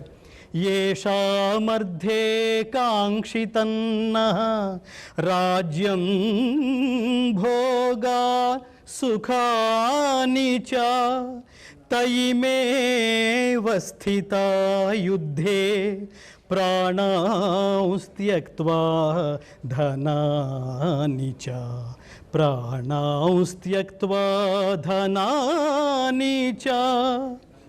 ఎవరి కొరకైతే ఈ రాజ్యమును, భోగములను, సుఖములను కోరుచున్నామో అట్టి ఆచార్యులు, తండ్రులు, పుత్రులు, తాతలు, మేనమామలు, పిల్లనిచ్చిన మామలు, మనుమలు, బావమరుదులు, ఇతర బంధువులు అందరూ తమ ధన ప్రాణములను లెక్కసేయక ఈ రణభూమిలోకి వచ్చి నిలబడ్డారు కదా, మనం ధనం కోసం, రాజ్యం కోసం యుద్ధం చేయటం ఏమిటి అనే లాజిక్ తీశాడు. ప్రాణాన్ని, ధనాన్ని వదిలేయటానికి వచ్చిన వాళ్ళతో యుద్ధం చేసి వాటి కోసం యుద్ధం చేయటం ఏంటి? మనకంటే వాళ్ళు గొప్పవాళ్ళ, వాళ్ళకంటే మనం గొప్పవాళ్ళవా? ధర్మ సందేహాలు అడుగుతున్నారు. ఇంకొక మాట అన్నాడు, త్రిలోకాధిపత్యం కోసమైనా నేను వీళ్ళందరినీ సంహరించడానికి ఇష్టపడని నేను ఈ భూమండలాధిపత్యం కోసం వీళ్ళని చంపగలనా, నేను చంపడానికి ఇష్టపడతానా నేను అంటూ ఒక మాట అన్నాడు. నిహత్య ధార్తరాష్ట్రాన్నః కా ప్రీతి స్యాజ్జనార్దన పాపమేవాశ్రయేదస్మాన్ హత్వైతాన్ ఆతతాయినః. ఆతతాయినః, ఆకతాయి పనులు చేస్తున్నాడు అంటాను చూడండి. ఆకతాయి, దాని అసలు రూపం ఆతతాయి అని అర్థం. అంటే ఈ ధార్తరాష్ట్రుల్ని, స్వజనులను, అంటే మన వాళ్ళు అనుకుంటున్నాం కదా, మన చుట్టాలు కదా, వీళ్ళు బంధువులు కదా, మేనమామలు కదా, ఇతర స్నేహితులు కదా, వీళ్ళందరినీ చంపటంలో మనకొచ్చే లాభం ఏంటి, మనకొచ్చే సంతోషం ఏంటి, మనకొచ్చే సుఖం ఏమిటి? వీళ్ళు దుష్టులైనా కూడా వీళ్ళని చంపటం వల్ల మనకి పాపమే కలుగుతుంది కదా కృష్ణ పరమాత్మ, కాబట్టి వీళ్ళని చంపటం యుక్తం కాదేమో మాధవ అంటున్నాడు. హత్వైతాం ఆతతాయినః. దీనికి చాలా జాగ్రత్తగా అర్థం తెలుసుకోవాలి. ఆతతాయి అంటే దీనికి వ్యాస భగవానుడు గొప్ప అర్థం చెప్తాడు. ఎవరిని ఆతతాయి అనాలి? దానికి ఒక శ్లోకం చెప్తాడు. అగ్నిదో గరదశ్చైవ శస్త్రపాణిర్ధనాపహ క్షేత్రదారాపహర్తాచ షడేతే ఆతతాయినః. ఈ 6గురిని ఆతతాయిలు అంటారు. ఎవరిని? అగ్నిదహ అంటే ఇళ్ళకి నిప్పంటించే, అందరూ నిద్రపోతుంటే ఇళ్ళకి నిప్పంటించే వాళ్ళని. శస్త్రపాణి అంటే ఇతరులను చంపడానికి మారణాయుధాలు ధరించి తిరిగేవాడిని. ధనాపహ రకరకాల రూపంలో ఇతరుల ధనాన్ని అపహరించడానికి ప్రయత్నించే వాళ్ళని, ఇతరుల ఆస్తులు, ఇతరుల ధనాలు అపహరించడానికి ప్రయత్నించేవాడిని. అలాగే క్షేత్రదారాపహర్తాచ, క్షేత్రం అంటే భూములు, ఇప్పుడు చూస్తున్నాం కదా కబ్జాలో అని మాట్లాడుతున్నారు చూడండి. ఇతరుల భూములు అపహరించడానికి ప్రయత్నించే వాళ్ళని. దారాపహర్తాచ ఇతరుల భార్యల్ని అపహరించడానికి ప్రయత్నించే వాళ్ళని. ఈ షడేతే, ఈ 6గురిని ఆతతాయిలు అనాలట. అయితే ఈ 6గురిని ఏమి చేయాలి అని అడిగితే ఆయన అన్నాడు, డిస్కస్ చేయకుండా చంపేయండి అన్నాడు. వాడిని క్షమించి వదిలేస్తే వాడు మారతాడా? లేదు, చంపేయి. ఇప్పుడు చేస్తుంది కూడా అదే. అది కేసులు బుక్ చేస్తే ఏం చేస్తున్నారు? ఇప్పుడు వాళ్ళని తీసుకువెళ్ళి జైల్లో వేస్తున్నారు. అనాదిగా వస్తున్న ఈ పనిష్మెంట్స్ ఇవాళకి మీరు గుర్తుపెట్టుకోండి. భారతీయ పీనల్ కోడ్ కానీ, భారతీయ రాజ్యాంగం రచిస్తున్నప్పుడు వాళ్ళు తీసుకున్న రెఫరెన్స్లో ముఖ్యంగా భగవద్గీత కూడా ఉందని ఇంకొకసారి గుర్తు చేస్తూ భగవద్గీతకు వ్యతిరేకంగా ఈ దేశం ఎప్పుడూ సంచరించదు. అందుకనే నరేంద్ర మోడీ అనే మహాత్ముడు ఏ దేశం వెళ్ళినా భగవద్గీత అనే మత గ్రంథం కాదు, భగవద్గీత అనే జ్ఞాన గ్రంథం ఇతర దేశస్తులకి, ఇతర దేశాధిపతులకి, ప్రెసిడెంట్స్కి ఆయన బహుమతిగా ఇస్తుంటాడు. ఇచ్చి ఒక మాట అంటాడు, ఇంతకంటే మించిన బహుమతి మరొకటి ఉంటుందని నేను అనుకోను అని. నిజమే అది. కాబట్టి షడేతే ఆతతాయినః, ఇతరుల ఆస్తులు ఎవరైతే కాజేస్తారో వాళ్ళని చంపేయాలి. అందుకని నువ్వు చంపాలి, వాళ్ళ ఆతతాయిలైనప్పటికీ. ఈ 6 పనులు ఏదైతే దోషాలు అంటున్నామో, ఈ ఆతతాయిలు చేసే ఈ 6 పనులు అంటున్నామో, ఈ 6 పనుల్ని దుర్యోధనుడు చేశాడు. ఇంకేంటి ఉపేక్షిస్తావు అని చెప్పబోతున్నాడు శ్రీకృష్ణ పరమాత్మ. యద్యప్యేతేన పశ్యంతి లోభోపహత చేతసః కులక్షయకృతం దోషం మిత్రద్రోహే చ పాతకం. వంశనాశనము వలన కలుగు దోషము, మిత్రద్రోహము వలన కలుగు పాపము, రాజ్యలోభముచే భ్రష్టచిత్తులైన దుర్యోధనాదులు తెలిసికొన్న జాలకపోయినను ఈ దోషం తెలిసిన మనం ఈ పాపం ఎందుకు చేయాలి? మళ్ళీ అర్జునుడికి వచ్చిన డౌట్. ఇంతమంది చావుకి కారణం అవుతున్నామని తెలిసి కూడా దుర్యోధనుడు ఇంతమందిని చంపడానికి సిద్ధపడిపోయి పాపం చేస్తున్నాడు కదా, ఇది పాపమని వాడికి తెలియక చేస్తున్నాడు, పాపమని మనకు తెలుసు కదా, మనం ఎందుకు చేయాలి? గొప్ప లాజిక్. మళ్ళీ ఒక క్వశ్చన్ వేశాడు. ఇంకొక మాట మాట్లాడాడు అర్జునుడు. ఇది జాతి ఆలోచించవలసిన గొప్ప మాట. మనం ఈ ప్రతిదీ ఇండివిజువల్ నిర్ణయం, ఈ నిర్ణయం నాదే నీది కాదు. మానవుడు సంఘజీవి, గుర్తుపెట్టుకోవాలి. నేను అనే పదం లేదు మిత్రులారా. ఎన్నో కలిస్తే తప్ప ఈ నేను అనేది ఎదగదు ప్రపంచంలో. తల్లిదండ్రులకు పుట్టాం, నువ్వు పెళ్లి చేసుకోవాలనుకుంటే తప్పకుండా ఈ అమ్మాయిని నేను సెలెక్ట్ చేసుకున్నాను అని తల్లిదండ్రుల అనుమతి తీసుకుని చేయాల్సిందే. మీ వంశాన్ని గౌరవించే వాళ్ళని చేయాల్సిందే. మీ వంశాన్ని నువ్వు నిలబెట్టాల్సిందే. నీ తల్లిదండ్రుల ఆశీస్సులు తీసుకోవాల్సిందే. జీవితాంతం పెళ్లి వరకు తల్లిదండ్రుల మీద ఆధారపడి, నువ్వు ఎదగడం వరకు తల్లిదండ్రుల మీద ఆధారపడి కొన్ని నిర్ణయాలకు మాత్రం ఇది నా ఇష్టం అన్నావంటే తల్లిదండ్రుల వాళ్ళు ఎప్పుడు మనల్ని శపించరు. కానీ ఒక్క క్షణం బాధపడినా అది మన ఎదుగుదలకి మంచిది కాదు, ఎదుగుదలని ఆశీర్వదించదు. ఇది గుర్తుపెట్టుకోవాలి. అది చెప్తున్నాడు కృష్ణుడు. ఈ యుద్ధం తర్వాత ఏం జరుగుతుందో తెలుసా పరమాత్మ అని కృష్ణుడికి గుర్తు చేస్తున్నాడు. కులక్షయే ప్రణశ్యంతి కులధర్మా సనాతనాః ధర్మే నష్టే కులం కృష్ణం అధర్మోభిభవత్యుత అధర్మాభిభవాత్ కృష్ణ ప్రదుష్యంతి కులస్త్రియః స్త్రీషు దుష్టాసు వార్ష్ణేయ జాయతే వర్ణసంకరః సంకరో నరకాయైవ కులజ్ఞానాం కులస్య చ పతంతి పితరో హ్యేషాం లుప్తపిండోదక క్రియాః. కృష్ణ, యుద్ధం తర్వాత ఏం జరుగుతుందంటే, ఇంతమంది మగవాళ్ళు చచ్చిపోతే ఇంట్లో మిగిలిపోయిన భార్యలు ఆడవాళ్ళ గతి ఏమవుతుందో తెలుసా? దానివల్ల వంశం ఎలా నాశనం అవుతుందో తెలుసా అని చెప్తున్నాడు. కులము నశించటొచ్చే, కులం అంటే ఇక్కడ వాళ్ళ వ్యవస్థ, కులం అంటే ఇక్కడ వాళ్ళ వంశం. కులము నశించుటచే అనాదిగా వచ్చు కులధర్మములు అంతరించును. ఇది అందరూ జాగ్రత్తగా వినాల్సిందే. ధర్మము నశించిన కులమునందంతటా ధర్మము వ్యాపించును. అధర్మము వృద్ధి నొందిన కుల స్త్రీలు భ్రష్టలగుదురు. దీని వలన వర్ణ సంకరమగును. అట్టి వర్ణ సంకరము చేసిన వారికి సంకరము నొందిన కులమునకు నరకము ప్రాప్తించును. ఫలితముగా పితృదేవతలు శ్రాద్ధ తర్పణములు లేని వారై అధోగతి చెందుదురు. That's all. జాగ్రత్తగా మళ్ళీ కార్యక్రమం తర్వాత రీప్లేస్ చేసుకుని, లేదా ఇంట్లో మీరు భగవద్గీత మరొకసారి చదువుతున్నప్పుడు భగవద్గీతలో అర్జున విషాద యోగంలో 40, 41, 42 శ్లోకాలు మీరు ఒక్కసారి తాత్పర్య సహితంగా భగవద్గీత, మళ్ళీ ఇంకోసారి చెప్తున్నాను, భగవద్గీత కేవలం పారాయణ గ్రంథం కాదు, భగవద్గీత ఆచరణ గ్రంథం. మీరు అర్థంతో సహా తెలుసుకుంటేనే ఏ విషయమైనా జీవిత పరమార్థం ఏమిటో అర్థమవుతుంది. అర్థం తెలియకుండా ఊరికే బట్టి పట్టేస్తే ఎవరు పోయేగా ఉంది. కాబట్టి ఇంట్లో ఉన్న పురుషులు చచ్చిపోతే మరణిస్తే యుద్ధంలో మరణిస్తే ఏమవుతుంది అంటే వాళ్ళని ఎవరో చెరబడతారు, తద్వారా బిడ్డల సంతానం కలుగుతుంది. వాళ్ళు ఏ కులం వాళ్ళో, ఏ మతం వాళ్ళో, ఏ తెగ వాళ్ళో తెలియదు. తద్వారా గతంలో వాళ్ళు అనుసరించిన ఆచారాలన్నీ సర్వనాశనం అవుతాయి. వీళ్ళు ఈ తెగకి చెందిన వాళ్ళు, వీళ్ళు ఈ ధర్మాన్ని అనుష్ఠించే వాళ్ళు అనే గుర్తింపు సమాజంలో పూర్తిగా పోతుంది. తద్వారా పితృదేవతలు శ్రాద్ధ తర్పణములు లేని వారై అధోగతి చెందుదురు. ఇలాంటి స్థితిలో మీరు మతాలే మార్చుకుంటూ పెళ్ళిళ్ళు చేసుకుని ఒక ఐడియాలజీ సినిమాల ద్వారా కానీ టీవీల ద్వారా కానీ నా ఇష్టం ఎవరినైనా పెళ్లి చేసుకుంటారంటే కుదరదు మిత్రులారా. సో నీకు ఏదైతే ఒక బ్రీడ్ ఉందో ఆ బ్రీడ్కి కొన్ని లక్షణాలు ఉంటాయి. ఈ లక్షణాలు కానీ ధర్మాలు కానీ ఐడియాలజీ ఆలోచన భావజాలం కానీ వీటన్నిటినీ కాపాడుకోవాలి. రాజులు కాపాడుకోవాల్సిందే.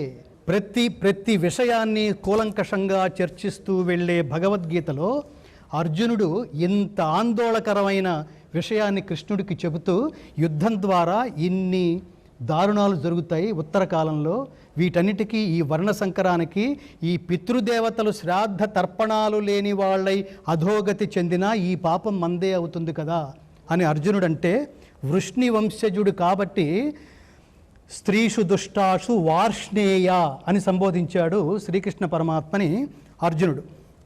కాబట్టి అయ్యో ఎంత దారుణం, రాజ్య సుఖలోభము చేత స్వజనులను సంహరించబూని ఎంతటి మహాపాపానికి ఒడిగట్టాం అంటున్నాడు.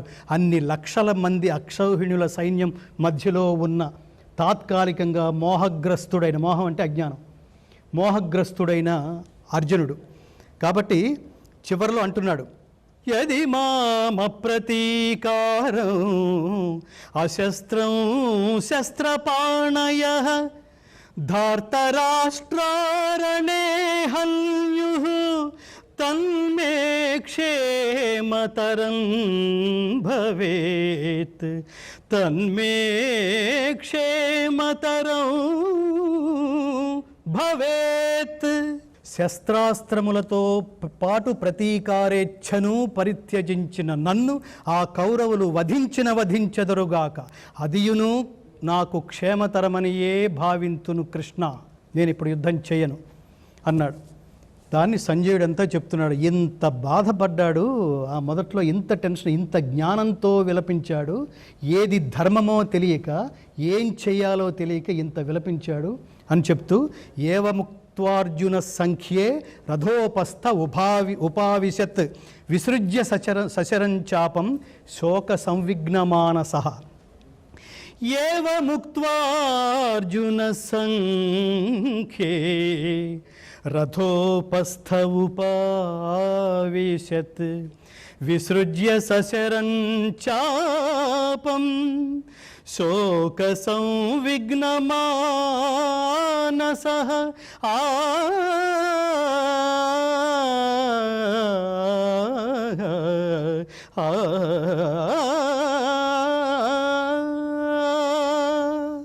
శోకసాగరమగ్నుడైన అర్జునుడిట్లు పలికి యుద్ధభూమినందు ధనుర్బాణములను త్యజించి రథముపై కూలబడినని వేదవ్యాస మహర్షి ప్రసాదితమైన దివ్య దృష్టిచే సంజయుడు ధృతరాష్ట్రునకు భగవద్గీతను కనులకు కట్టినట్టుగా వివరింపసాగెను.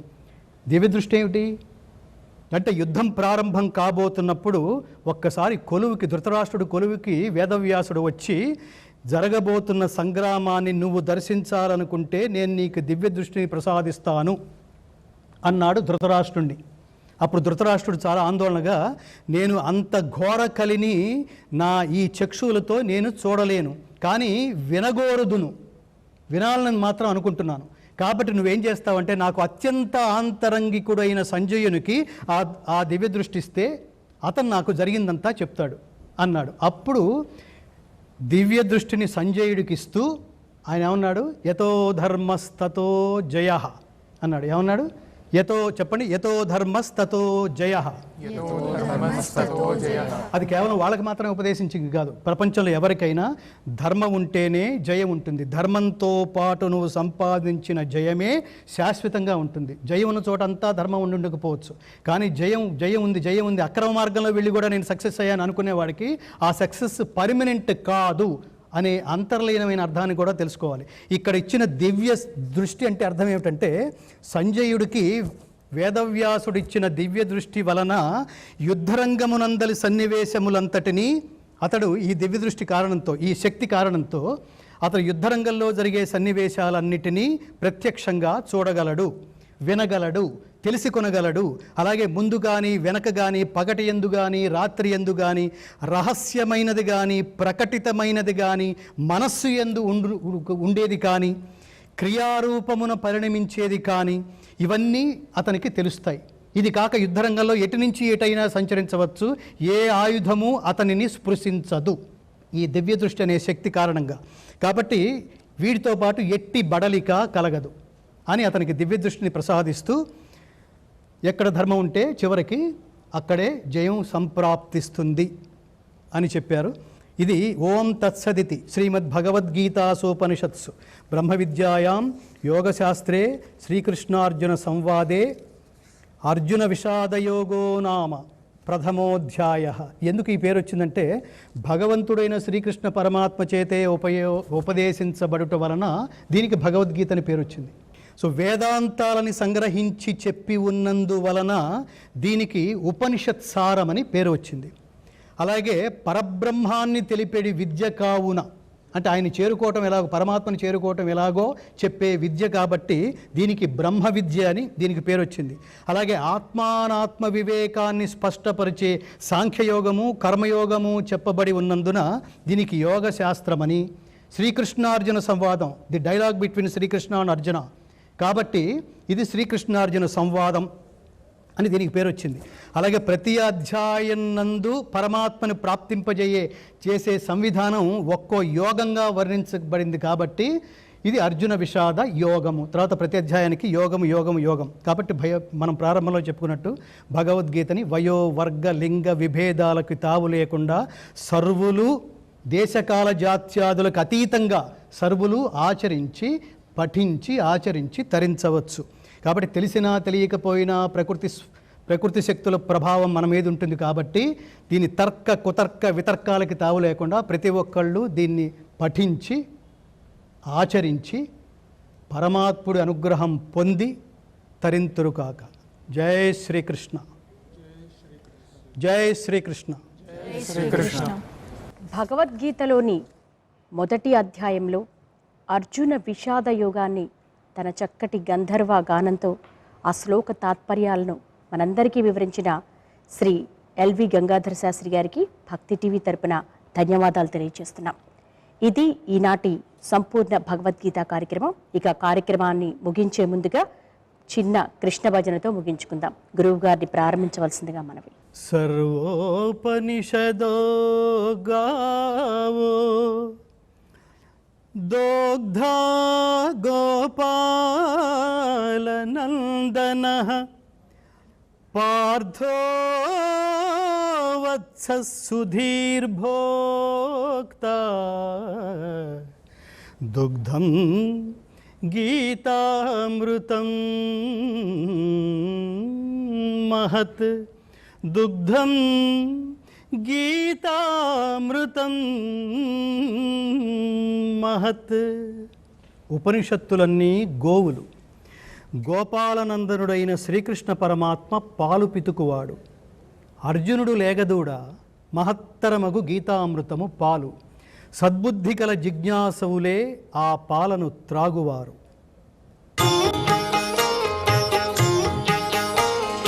గోవింద కృష్ణ హరి రాధారమణ హరి నారాయణ హరి పాండురంగ హరి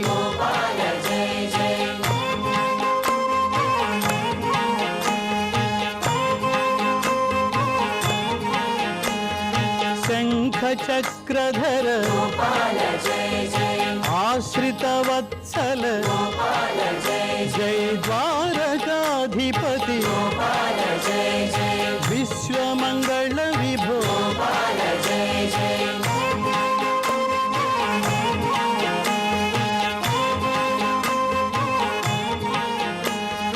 శ్రీవత్సాంకిత శ్రీకౌస్తుభ शुभधर गोवर्धन गिरिधर गोकुल पालक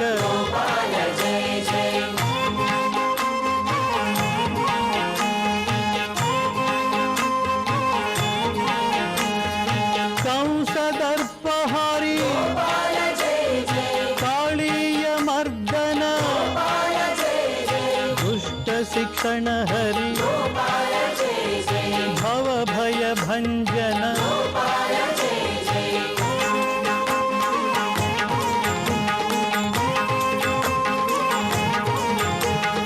जगदाधार कलुष विदूर यदुकुल तिलक आनंदकारक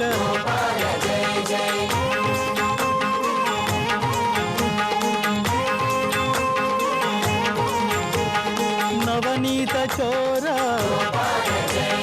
वेणुगान प्रिय पुराण पुरुष मुनिजन सन्नुत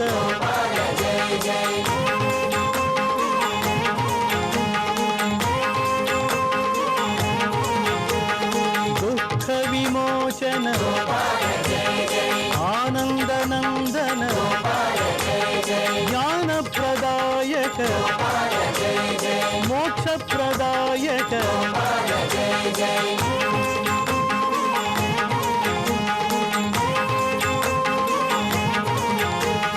देवकी प्रिय सुत यशोदनंदन वसुदेवा प्रिय सुंदर सुमधुर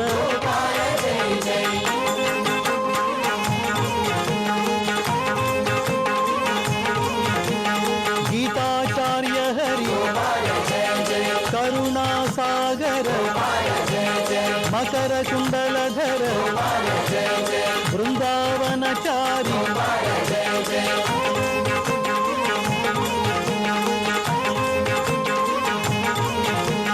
रुक्मिणी वल्लभ सत्यभामा प्रिय गोपी जनहित पतित पावन हरि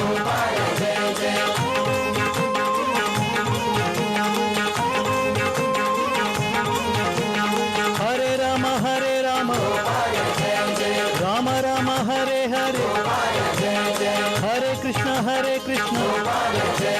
कृष्ण कृष्ण हरे हरे